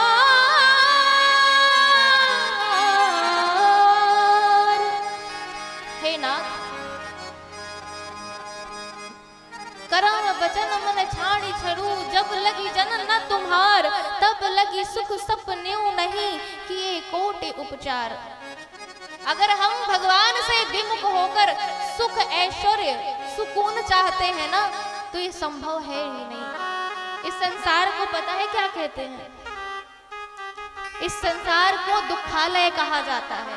ये संसार क्या है? दुखालय है। अगर आपको बीमारी है तो आप कहाँ जाओगे? औषधालय जाओगे। और ठीक ऐसे ही ये जो संसार है ना, इसका नाम दुखालय है, और इस दुखालय में दुख ही दुख मिलता है। और इस दुखालय में अगर हम सुख, सुकून और सुख की आशा करते हैं, तो भैया देखो ये गड़बड़ बात है, क्योंकि यहाँ सुख की आशा करने वाला कभी सुखी नहीं हो सकता। और मैंने देखा है, जगह जगह में कथा करने के लिए, भगवान के चरित्र को गाने के लिए जाती हूँ, तो देखती हूँ कि बड़े बड़े लोग, धनाढ्य लोग, जिनके पास धन ही धन है, परंतु उनके जीवन की जब परिस्थितियों को सुनती हूँ तो लगता है कि ऐसा धन होने का कोई मतलब नहीं है। ऐसा धन होने का कोई मतलब नहीं है। धन है पर सुकून नहीं है, सुख नहीं है। उस धन का क्या मतलब भैया? और हमारे पास अगर धन है ना, तो जिस प्रकार पानी बाढ़े नाव में, घर में बाढ़े नाव, और दोनों हाथ उलीचिए यही सयानों का। जब पानी भर जाता है नाव में तो क्या किया जाता है? उलीचा जाता है। और जब घर में धन हो तो एक अंश धर्म के काम में देना चाहिए, अपनी सहयोगिता देनी चाहिए, अपना सहयोग देना चाहिए। बोलिए राघवेंद्र सरकार की जय हो।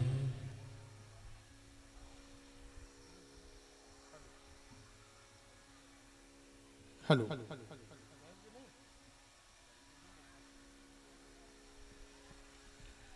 जय श्री राम।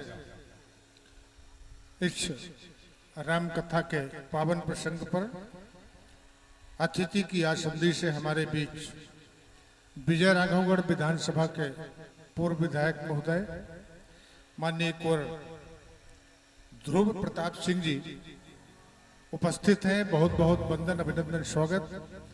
और आपके चिरंजीव भी कुंवर कार्तिकेय सिंह जी भी इस अवसर पर यहाँ उपस्थित हैं। बहुत बहुत वंदन, अभिनंदन, स्वागत। साथ ही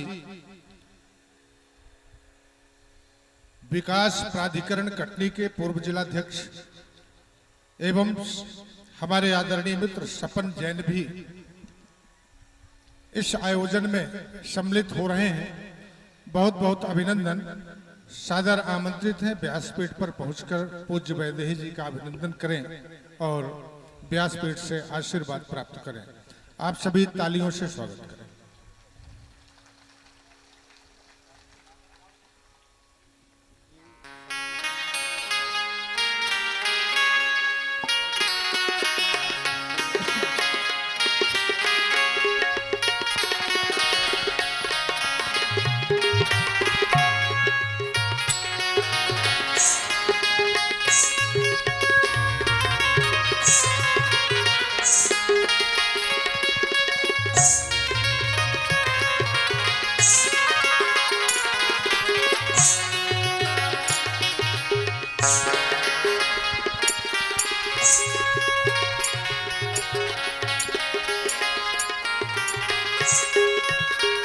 जय श्री राम। यह परम सौभाग्य की बात है कि हमारे मार्गदर्शक और जीवन का बहुत कुछ आध्यात्मिक अनुभव रखने वाले हमारे पूर्व विधायक महोदय हमारे बीच उपस्थित हैं। चाहेंगे माननीय विधायक महोदय से हमारे इस सभी श्रद्धालुओं को और पूज्य वैदेही जी की गरिमामय उपस्थित में अपने विचार रखने की कृपा करें। आप सभी तालियों से स्वागत करें।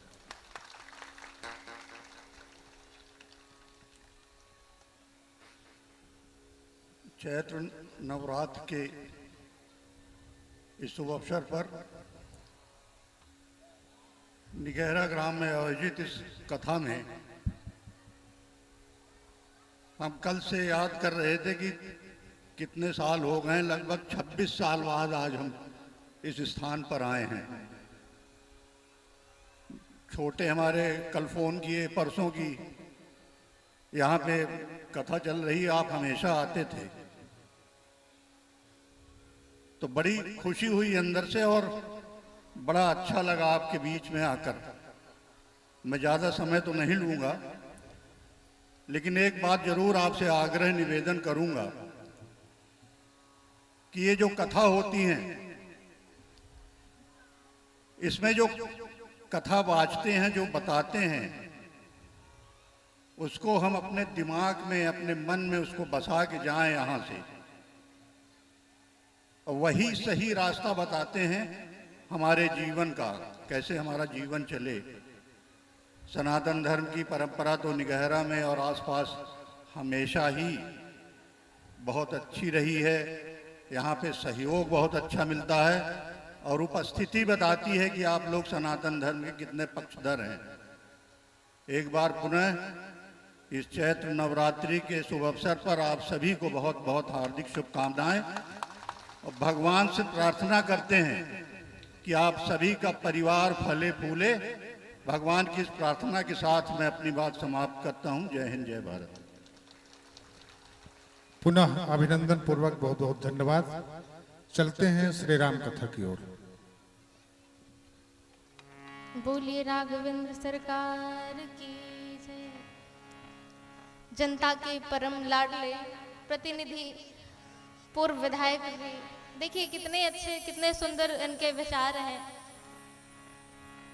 आप सभी लोग इनका करतल ध्वनियों से स्वागत करें, इनके विचारों का स्वागत करें। और मेरी व्यासपीठ से प्रार्थना है भगवान से कि इनके परिवार जनों को भगवान उत्तरोत्तर वृद्धि दे और इनका मन भगवान के चित्त में, भगवान के चरणारविंद में लगा रहे। तो बोलिए राघवेंद्र सरकार की जय। भरद्वाज जी से अब राघवेंद्र सरकार कहते हैं, क्या कहते हैं? राम कहि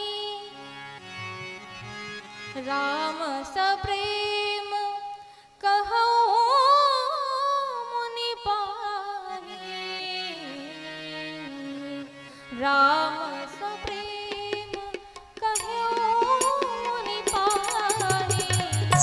नाथ कहै हम केहि मग जाहि। नाथ कहै हम केहि मग जाहि।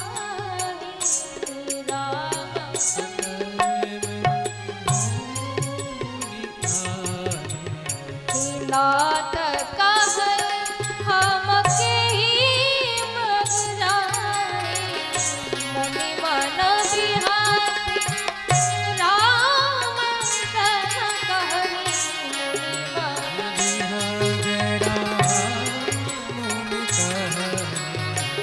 मुनि मन बिहारी राम सन कहहि। सुगम सकल माग तुम गवाई।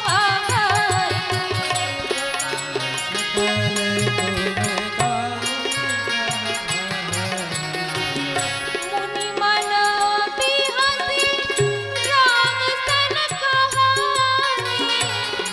मन बिहस राम सन कहहि।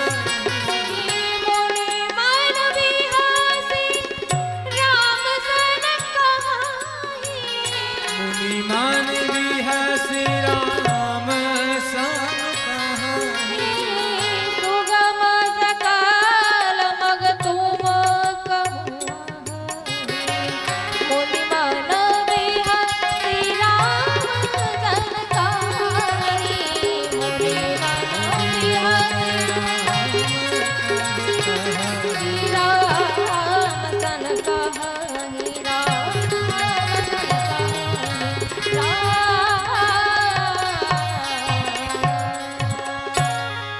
सरकार राघवेंद्र सरकार कहते हैं, हे महामुनि, आप यह बताइए कि हम किस मार्ग में जाएं, किस पंथ में जाएं। परंतु यहाँ प्रश्न ये उठता है कि राघवेंद्र सरकार ने मार्ग ही क्यों पूछा? क्यों पूछा मार्ग? और इन्हीं महात्मा जी से, इन्हीं भरद्वाज जी महाराज से ही क्यों पूछा? आगे संत महामुनि मिल रहे थे, किसी से नहीं पूछा, पर भरद्वाज जी महाराज से ही पूछा कि हे नाथ, आप बताइए कि हम किस मार्ग में जाएं। क्यों पूछा? क्योंकि ये जो भरद्वाज जी महाराज है ना, ये भरद्वाज जी तापस सम दम दया निधाना परमार्थ पथ परम सुजाना। ये परमार्थ पथ के पथिक हैं। इसीलिए आज भरद्वाज जी से राघवेंद्र सरकार क्या कहते हैं? सरकार, आप यह बताइए कि हम किस मार्ग में जाएं। अब जैसा प्रश्न किया वैसे ही भरद्वाज जी ने उत्तर दे दिया कि सरकार, आप कह रहे हैं कि आप किस मार्ग में जाएं, आप पूछ रहे हैं कि मैं किस मार्ग में जाऊं, तो मैं ये कहता हूं सरकार, आप जिस मार्ग में, जिस पंथ में चले जाएं, वही ही पंथ, वही ही रास्ता, वही ही मार्ग आपके लिए सुगम हो जाए, सरल हो जाए। नाथ, आपके लिए वह मार्ग सुगम हो जाए। तो जैसा राघवेंद्र सरकार ने प्रश्न किया था वैसे ही हंसकर महामुनि भरद्वाज जी महाराज ने उत्तर दिया। अब यहाँ पर देखिए विचारणीय यह बात है कि जीवन में हम भी कुछ ऐसा ही करते हैं। ये जीवन में हम इस संसार के विषयों में ऐसे लिप्त हो जाते हैं। आज राघवेंद्र सरकार ने मंजिल का पता नहीं पूछा, आज सरकार ने मंजिल का कोई पता नहीं पूछा कि किस मार्ग में जाएं। तो यहाँ से हमें यह सीख मिलती है कि जो संसार है, संसार के जो जीव है ना, इस संसार की नश्वर भोग वस्तुओं में लिप्त हैं, संलग्न हैं। उन्हें ये नहीं पता कि हम कहाँ जाएं, हमारी मंजिल क्या है, यह नहीं पता उन्हें। तो अगर मंजिल को प्राप्त करना है, मंजिल को आप अगर जानना चाहते हो तो किनकी शरण में जाना चाहिए? जो परमार्थ पथ के उपासक हो, जो परमार्थ पथ के गामी हो, उनकी शरण में जाना चाहिए। मानो राघवेंद्र सरकार यह बताना चाह रहे हैं कि देखो भैया, इस संसार में हम कितने भी विषय में लीन रहें, संलग्न रहें, परंतु जब हमें मंजिल का पता ना चले तो हमें किसके मार्ग में जाना चाहिए और किससे पूछना चाहिए। मानो ये राघवेंद्र सरकार हमें संकेत स्वरूप बता रहे हैं कि जब हमें मंजिल का पता ना हो तो महात्मा की शरण में जाना चाहिए, तो हमें संत की शरण में जाना चाहिए। भरद्वाज जी महाराज ने 50 शिष्यों को बुलाया है, बुलाया 4 शिष्यों को था, परंतु आज 50 शिष्य आए। और देखिए बताने वाले बहुत मिल जाते हैं, पर उस धर्म के, जब धर्म के पथ पर चलने की बात आती है तो धर्म का ज्ञान और प्रवचन देने वाले, जब धर्म की बात आती है, सनातन की बात आती है, तो वह मुख मोड़ लेते हैं। तो भैया देखो, मुझे तो ऐसा लगता है कि जब तक हम खुद पर ध्यान नहीं देते और फिर हम किसी को ज्ञान देते हैं तो ये उचित नहीं है। तो कहने का भाव यह भी है कि आम जनता को भी अगर कोई ज्ञान दे रहा है तो मैं तो ये कहूंगी पहले खुद पर ध्यान दो, फिर किसी को ज्ञान दो।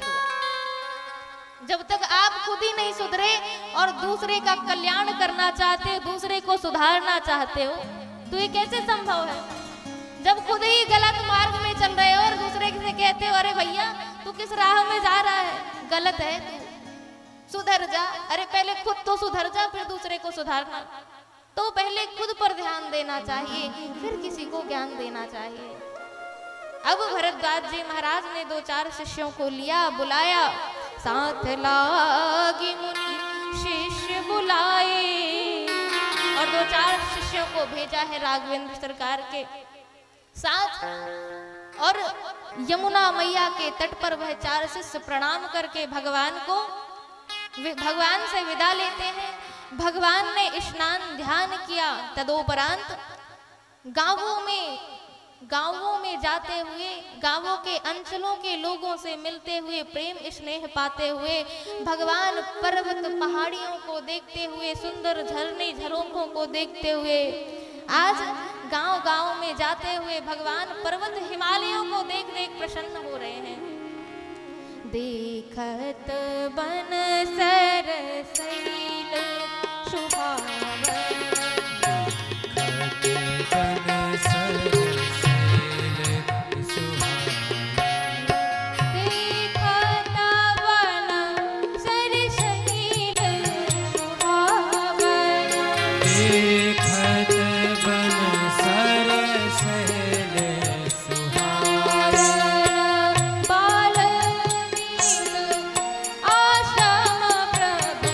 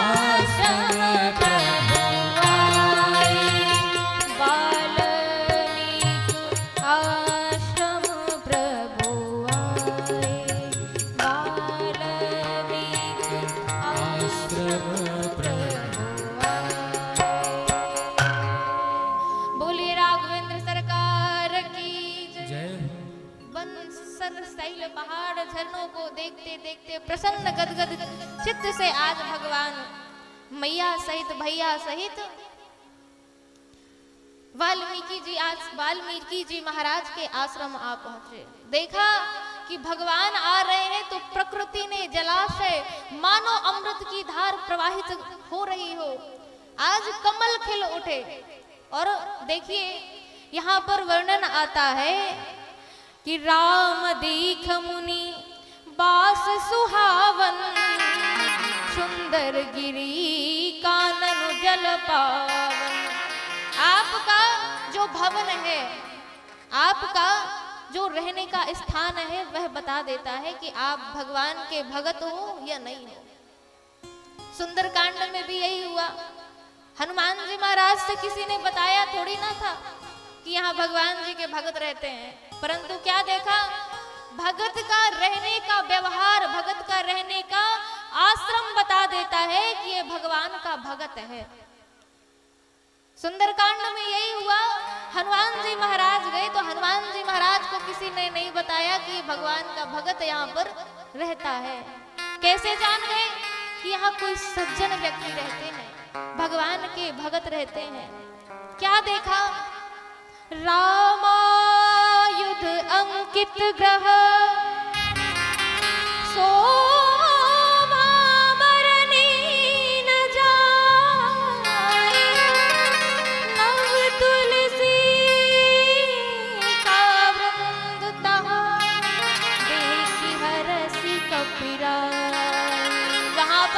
घर की शोभा में आज भगवान का व्यवहार, भगवान के भगत का व्यवहार बता रहा है कि यहाँ पर भगवान का भगत रहता है। घर की आकृति क्या, द्वार पर ही लिखा था राम जी का नाम,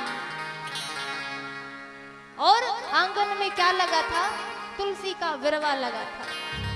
तो भगवान के भगत का व्यवहार बता देता है। देखिए हम भगवान के भगत हैं ना, भगवान का नाम लेते हैं, भगवान का गुणगान करते हैं, तो हमें बताने की आवश्यकता नहीं कि भाई देखो मैं भगवान का भगत हूँ, सुनो सुनो मैं भगवान का भगत हूँ, मैं भी राम नाम जपता हूँ, मैं भी माला करता हूँ।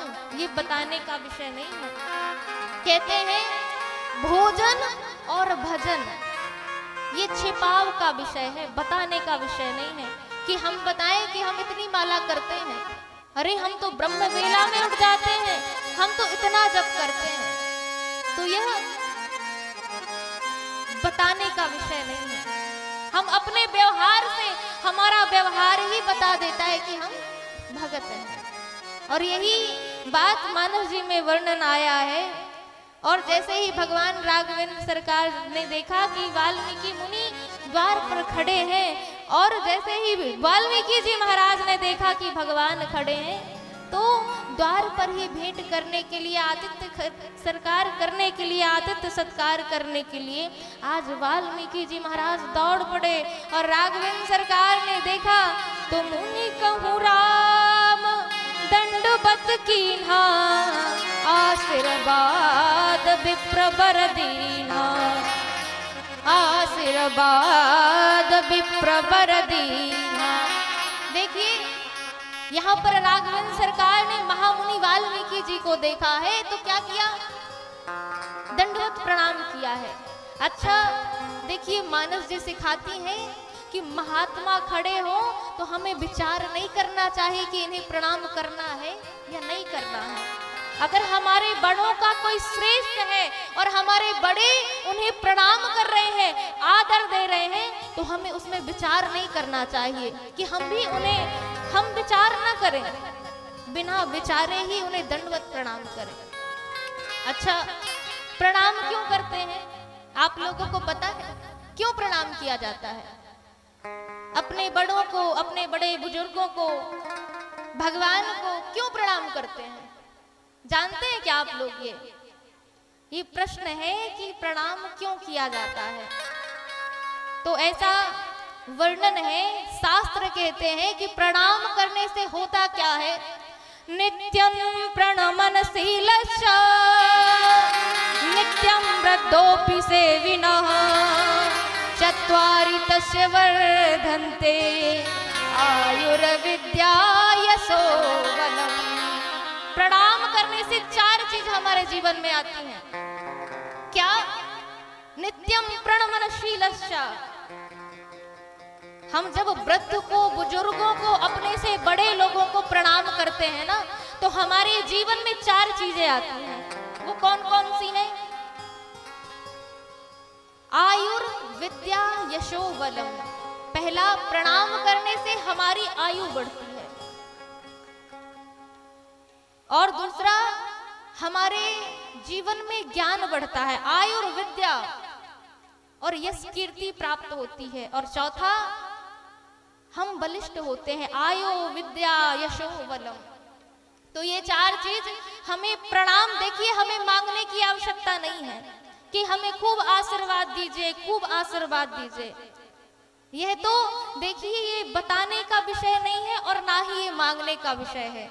जब अपने व्यवहार से आप बड़ों का आतिथ्य सत्कार करोगे, आदर करोगे, उन्हें प्रणाम करोगे, तो वह प्रसन्न होकर, गदगद होकर, आह्लादित होकर स्वयं ही उनके रोम रोम से आपके लिए आशीर्वाद ही निकलेगा कि आपके जीवन में उत्तरोत्तर वृद्धि हो, आपके जीवन में यश कीर्ति बढ़े। इसलिए प्रणाम, हमारे जब बड़े मिलते हैं ना हमें, तो बिना विचारे ही हमें प्रणाम करना चाहिए।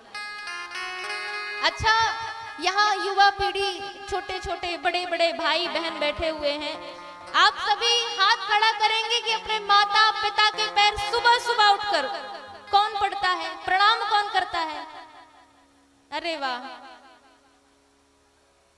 देखिए यहाँ पे मुझे तो ऐसा लग रहा है कि 2 या 3, 4 लोग ही हाथ खड़े किए हुए हैं, बाकी मतलब कोई प्रणाम नहीं करते हैं क्या?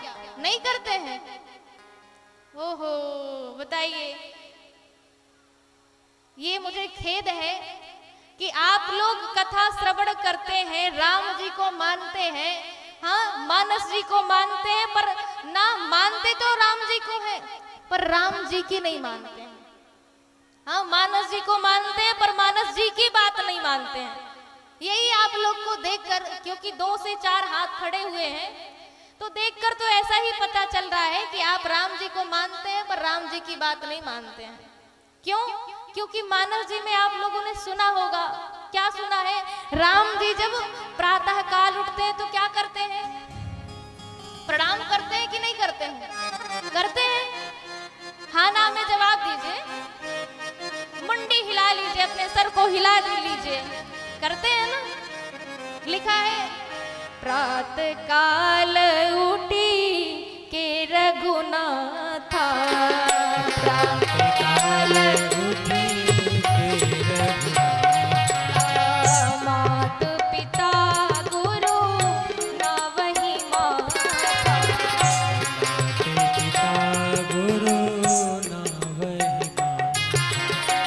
प्रातः काल उठी के रघुनाथा, प्रातः काल उठी के रघुनाथा, प्रातः काल उठी के रघुनाथा, प्रातः काल देखिए मानस जी की चौपाई में लिखा है कि भगवान राघवेंद्र सरकार ब्रह्म वेला में उठते हैं और क्या करते हैं? प्रणाम करते हैं अपने माता पिता को। प्रातः काल उठ के रघुनाथा, ये तो नहीं लिखा कि प्रातः काल खाई के रघुनाथा, पहले खा लेते हैं।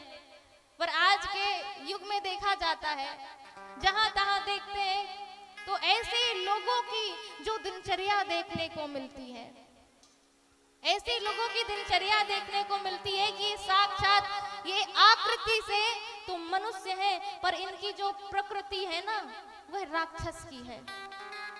इनसे अच्छे तो जानवर है भाई।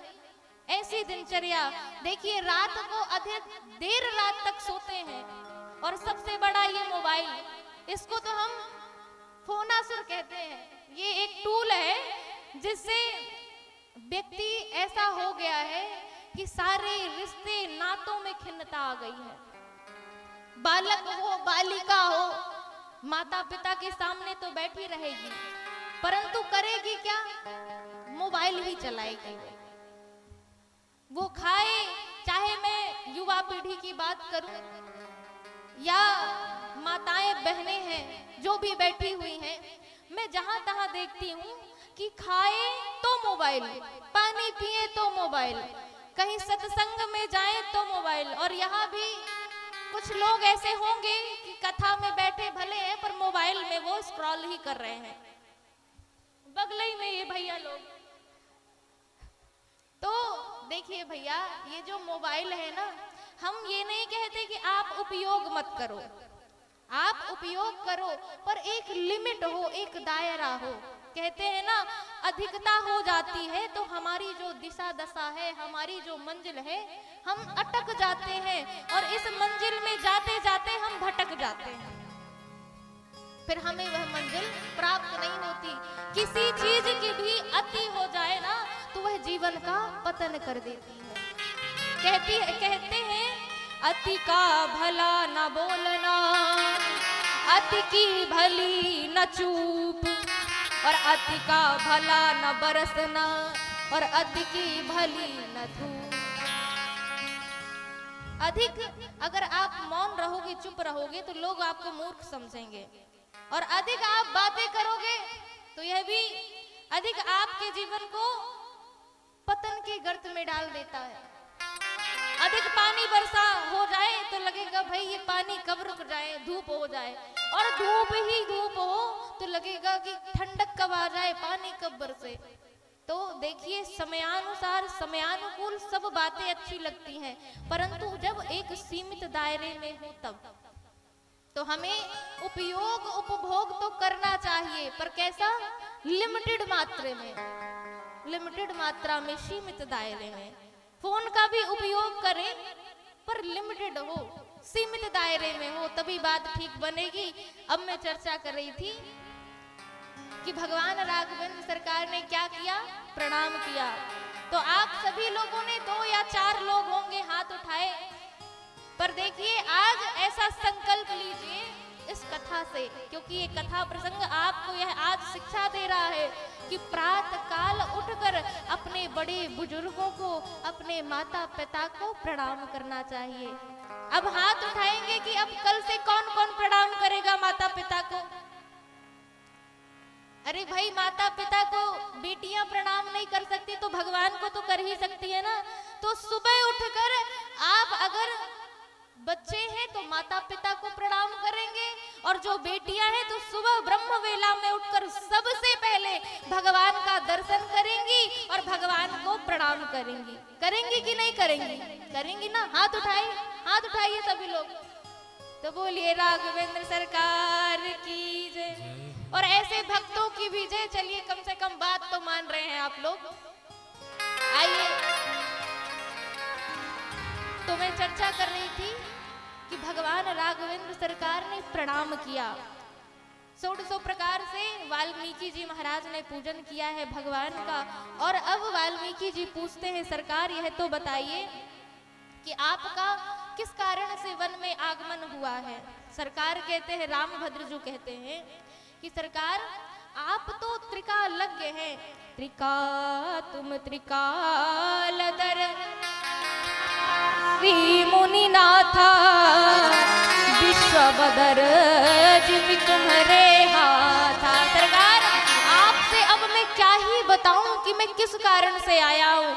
जिस प्रकार हथेली में बेर रखी होती है और ये संसार आप तीनों कालों को जानते हैं, और ये जो संसार है ना, आपके जिस प्रकार हाथ में बेर रखी होती उसी प्रकार आप तो सब कुछ जानते हैं सरकार। मैं आपसे क्या ही कहूँ।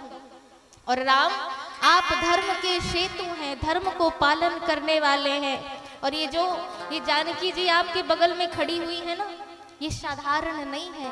और ये जो लखन लाल जी है ना, ये साधारण से दिख रहे हैं पर ये भी साधारण नहीं है। मैं जानता हूं सरकार कि आप परात्पर ब्रह्म हो, अकार करुणा वरुणालय हो, मुझे पता है। और क्या कहते हैं? श्रीति सेतु पालक राम तुम, जगदीश माया जानकी। आप श्रुतियों के सेतु हैं। और ये जो आपके समक्ष खड़ी हुई है ना, ये कौन है? जो सजती जगह पालती हरती रुख पाई कृपा निधान की। ये जानकी जी आपके रुख मात्र से, इनकी रुख से, इनकी दृष्टि से सृष्टि का विलय हो जाता है, उत्पत्ति हो जाती है। और ये साधारण से जो लखनलाल जी खड़े हुए हैं ना, जो सहस शीस अहीस सिर धरि, ये जो लखनलाल जी हैं अपने शर पर इस भूमि को धारण किए हुए हैं। जो सहस शीस अहीस मही धरि लखन सचराचर धनि। और आप सुरों के देवताओं के कार्य करने के लिए शुरकाज धरि नरनाज तन धरि दलन खल निश्चर अनि, आप देवताओं का कार्य पूरा करने के लिए आए हैं। सरकार आप तो परात्पर ब्रह्म हैं और आपका स्वरूप अगर हम अपनी बुद्धि से विचार करें, आपका स्वरूप अगर हम अपनी बुद्धि से विचार करें तो सरकार ये बुद्धि आपके स्वरूप को नहीं जान सकती। क्यों? राम तुम्हार स्वरूप बचन अगोचर बुद्धि पर अविगत अकथ अपार नेति नेति नित निगम कहा। ये बुद्धि से अगर भगवान को हम जानना चाहेंगे ना तो नहीं जान पाएंगे। ये बुद्धि जहां तक सोचती है ना, भगवान उस बुद्धि से ऊपर है, परे है। ये बुद्धि एक सीमित दायरे पर ही सोच सकती है, परंतु भगवान का प्रभुत्व, भगवान की महिमा तो असीमित है। इसीलिए हे नाथ, आप ना आपको बुद्धि नहीं विचार कर सकती। और सरकार आपको अगर कोई सोचे कि मैं विचार करूं, आपके महिमा को जान लूं, आपको जान लूं, तो सरकार जग पेखन तुम देखनिहारे विधि हरि शंभु न छावनिहारे। जग देखने तुम देखनिहारे विधि हरि शंभु न छावनिहारे। तेहु न जानई मरम तुम्हारा, तेहु न जानई मरम तुम्हारा, और तुम ही को जाननिहार। और तुम्हीं को जाननिहारा। तुमरे ही कृपा तुमहि रघुनंदन, जानत भगत भगत और चंदन। तुम्हारी कृपा भक्ति रघुनंदन,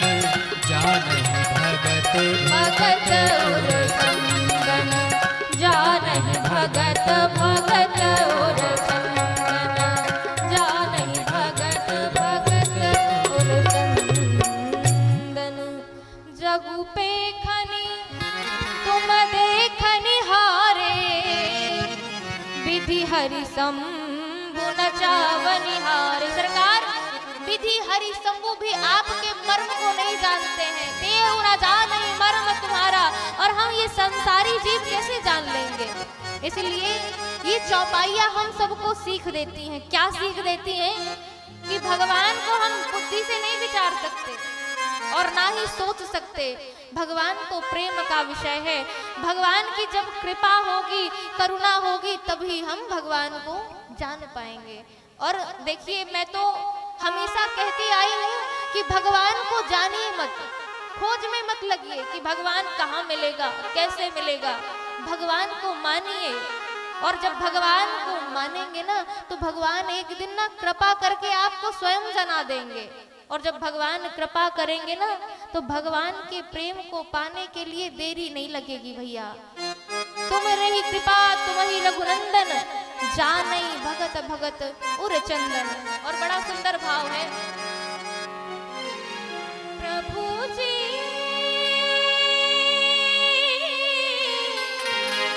तुम चंदन हम पानी पानी, तुम चंदन हम पानी,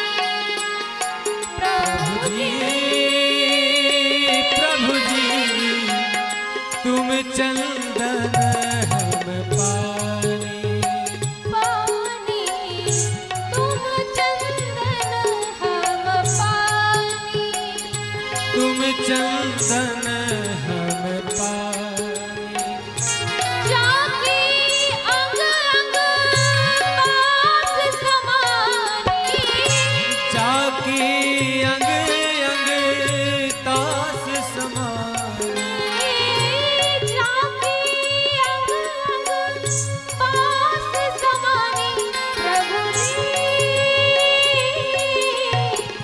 तुम चंदन हम पानी, तुम चंदन हम पानी, प्रभु जी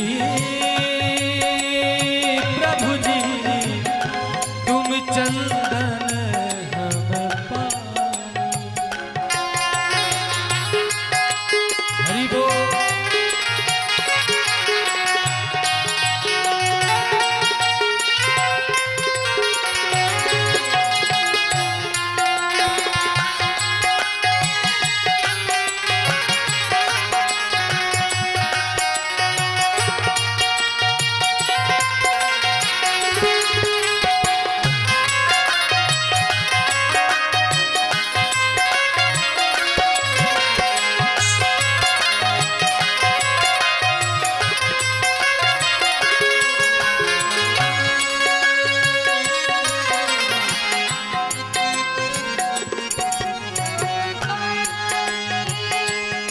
प्रभु जी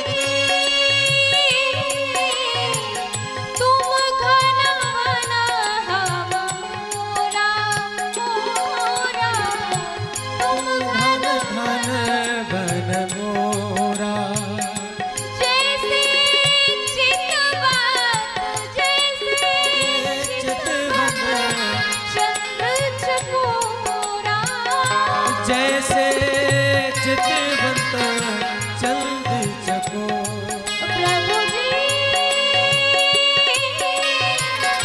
तुम मोती हम धागा धागा, तुम मोती हम हम धागा, प्रभु जी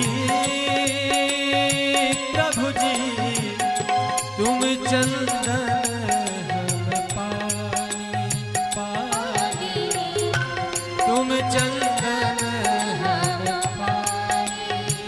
अब वाल्मीकि जी से भगवान पूछते हैं, सरकार पूछूं मोहि की रहूं कहाँ, मैं पूछत सकुचा, और जहाँ न हो तहाँ देहि कहीं, तुम ही दिखावो ठाम। सरकार आप यह बताइए कि मैं अब कहाँ रहूं, कहाँ पर निवास करूं। तो वाल्मीकि जी महाराज ने कहा, सरकार आप तो यह बताइए कि आप संसार में विश्व में कहाँ नहीं है, सब जगह तो है, सब में व्यापक है, तो सरकार आप बताइए कि मैं कहाँ रहूं। तो वाल्मीकि जी कहते हैं कि आप 14 स्थानों में रहिए, 14 स्थान बताए। क्या बताए? सुनहु राम अब कहूँ निकेता, कहूँ निकेता, जहाँ बसहु सिया लखन समेता।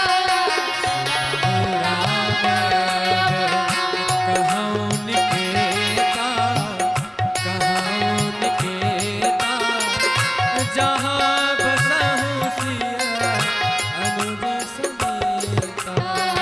सुनते श्रवण समुद्र समाना, समुद्र समाना, कथा तुम्हारी शुभग सरनाना। कथा तुम्हारी सुभग सरनाना। बरहि निरंतर होहि न पूरे, होहि न पूरे, तिनके हिया तुम कहो बहरूरे। कहूँ ग्रह लोचन चाटक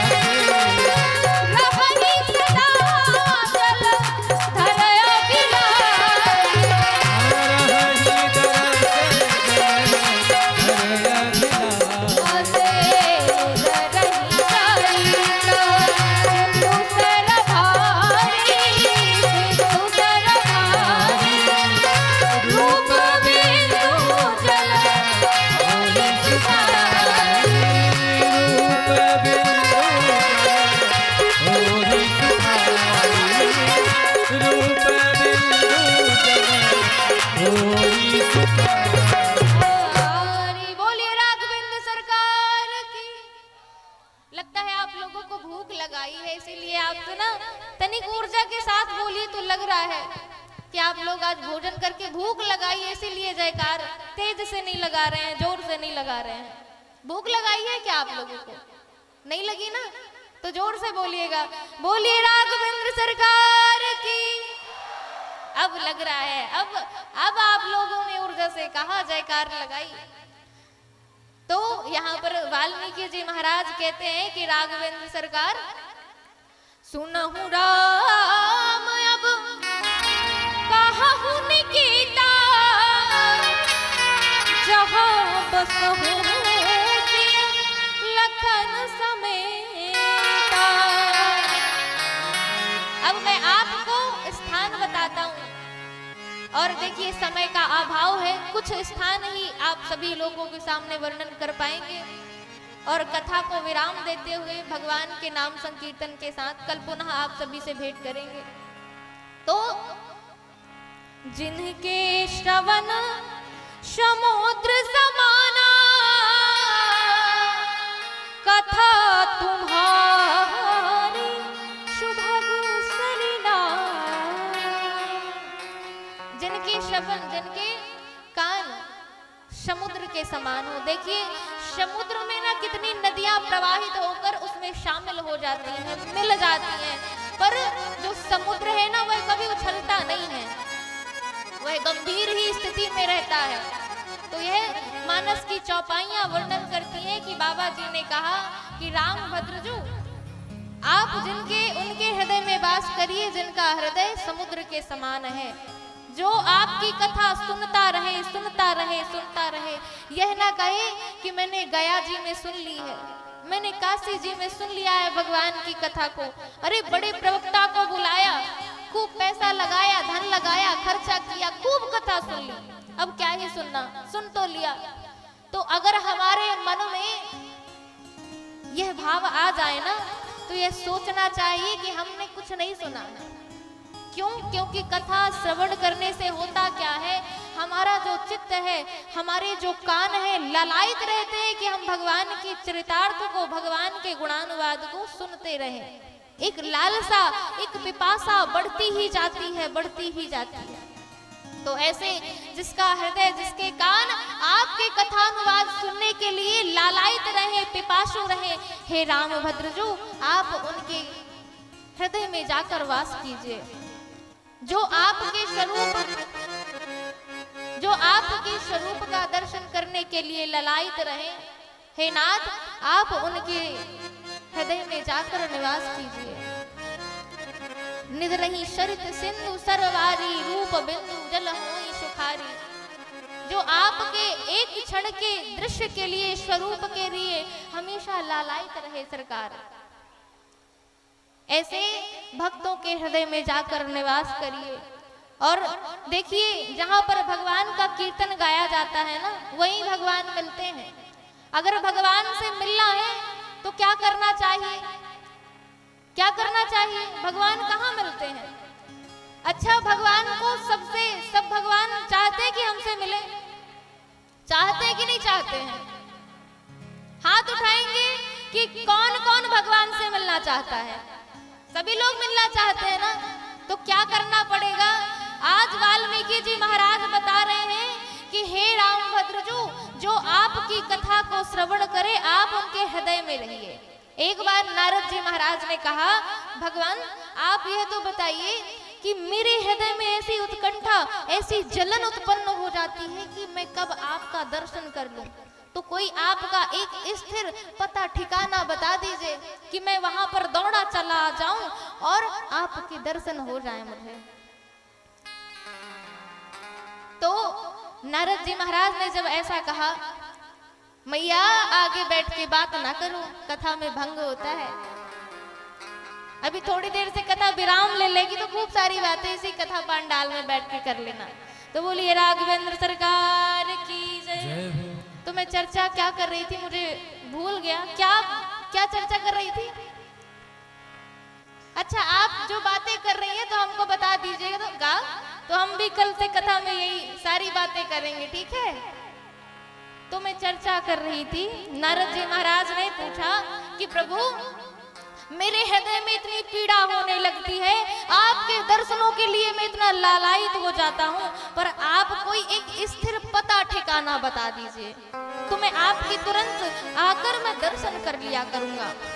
तो भगवान कहते हैं, श्री हरि कहते हैं, अरे नारद जी, मेरा जो पता ठिकाना है ना वो कोई स्थिर वाला नहीं है। तो नारद जी ने कहा, सरकार फिर मैं तुरंत आपके, क्योंकि मेरे हृदय में ऐसी जलन पैदा हो जाती है, ऐसी उत्कंठा व्याप्त हो जाती है सरकार कि मैं तुरंत आपके दर्शन कर लूं। तो प्रभु मैं कुछ नहीं जानता, मैं तो आप ऐसा बताइए कि जहां आप नित्य निरंतर और मैं जब चाहूं तब आपके दर्शन कर लूं। आप ऐसा कोई पता ठिकाना बताइए, ऐसा कोई निवास बताइए। तो नारद जी से श्री हरि कहते हैं कि अगर आपके मन में ऐसी जागृत है, ऐसी लालसा उत्पन्न हो रही है, तो नारद जी आप एक काम करिएगा, मैं कहाँ रहता हूँ और मैं हर समय आपको, जिस समय आप चाहोगे मैं उस समय आपको मिल जाऊंगा। पता है भगवान कहाँ मिलेंगे? तो नारद जी से भगवान कहते हैं, ना हम बसामि वैकुंठे, ना हम बसामि वैकुंठे, योगिनां हृदयेन च, मद्भक्त यत्र गायन्ते तत्र तिष्ठामि नारद। नारद जी, मैं ना ही वैकुंठ में निवास करता हूँ और ना ही योगियों के हृदय में निवास करता हूँ। मैं कहाँ रहता हूँ? जब आपको बहुत ही उत्कंठा व्याप्त हो जाए ना, तो जहाँ मेरा संकीर्तन चल रहा हो, जहाँ मुझे गाया जा रहा हो, जहाँ मेरे नामों को गाया जा रहा हो, आप वहाँ चले जाइएगा, मैं आपको वहीं मिल जाऊंगा। तो जहाँ भगवान का गुणगान गाया जाता है, भगवान वहीं मिल जाते हैं। तो हम सबको जहाँ भगवान का गुणगान गाया जा रहा हो, भगवान की कथा चल रही हो, उस जगह पर, उस पावन पुनीत जगह में जरूर जाना चाहिए और कथा का श्रवण करना चाहिए। क्यों? क्योंकि ये कलयुग है। कलयुग में देखिए, हम गलत विचार करते हैं ना तो पाप नहीं लगता, विचार से पाप नहीं लगता। और ये इस संसार में, इस कलयुग में हम ना जप कर सकते, ना तप कर सकते, ना योग कर सकते। कर सकते हैं क्या? नहीं कर सकते ना। ना जप कर सकते, ना तप कर सकते, ना योग कर सकते। और यही बात वेद व्यास जी महाराज ने कही। क्या कही? कि ये जो संसार है ना, ये संसार में हम जप तप नहीं कर सकते। यत् फलम नास्ति तपसा न योगेन समाधिनः, तत्फलं लभते सम्यक् कलौ केशव कीर्तनात्। जहाँ मेरा कीर्तन गाया जा रहा हो ना, वहाँ मुझे आर्तनाद करते हुए पुकारिए, मैं वहाँ उपस्थित हो जाऊंगा। इसलिए भगवान के गुणगान, राम जी के नाम को गाना चाहिए, गुणानुवाद को सुनना चाहिए, और यही हमें कथा सिखाती है। तो आइए आज की वाक्य पुष्पांजलि को यहीं भगवान के समक्ष हम वंदन प्रणाम करते हैं, और कल पुनः आप सभी के साथ भगवान के पावन पुनीत नाम के साथ भेंट होगी। आइए 2 बार नाम संकीर्तन, तदोपरांत अर्पण। श्री राम, श्री राम जय राम, जय जय राम, श्री राम जय राम, जय जय राम, श्री राम जय राम, जय जय राम, श्री राम जय राम, जय जय राम, श्री राम जय राम, जय जय राम, श्री राम जय राम, जय जय राम, श्री राम जय राम, जय जय राम, श्री राम जय राम, जय जय राम।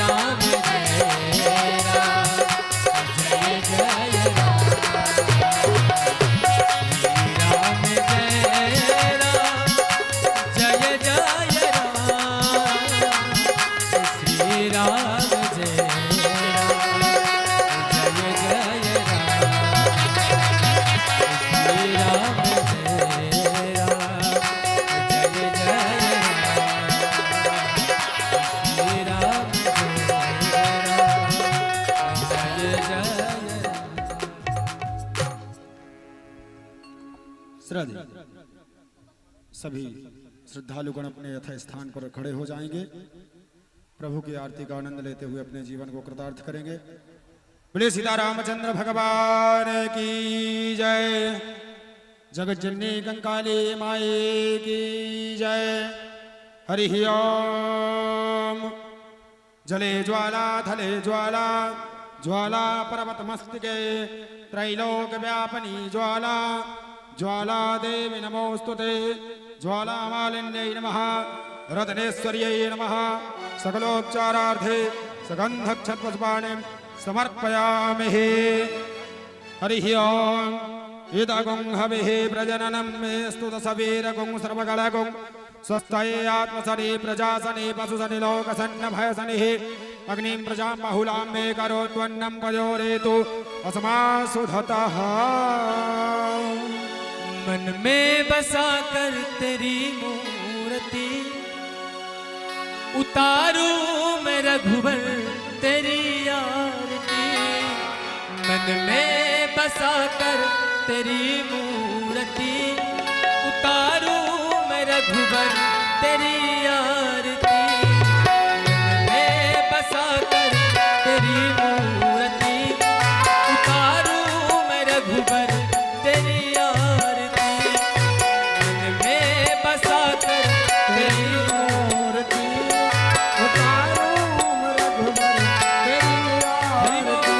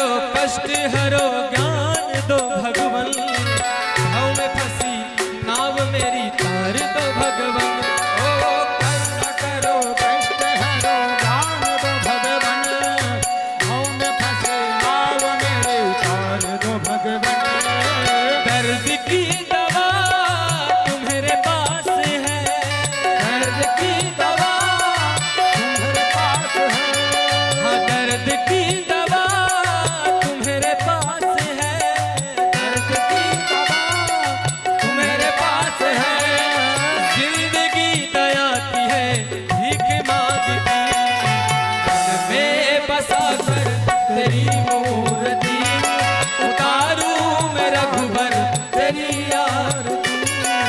मन में बसा कर तेरी मूर्ति, उतारूं मैं रघुबर तेरी आरती।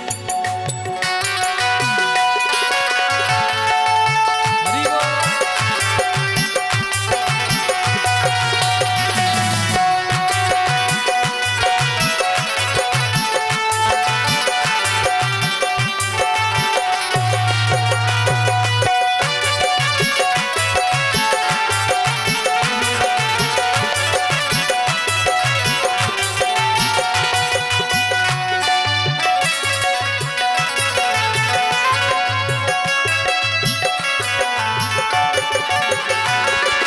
मांगू तुझसे क्या मैं यही सोचूं भगवन, जिंदगी जब तेरे नाम कर दी अर्पण।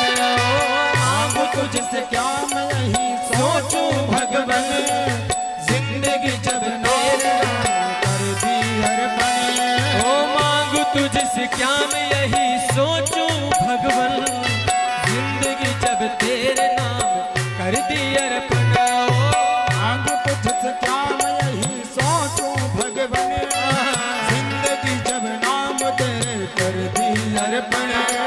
सब कुछ तेरा कुछ नहीं मेरा, सब कुछ तेरा कुछ नहीं मेरा।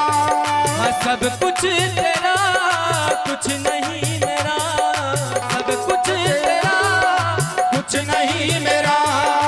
चिंता है तुझको प्रभु संसार की, मन में बसा कर तेरी मूर्ति, हरि बोल। उतारूं मैं रघुबर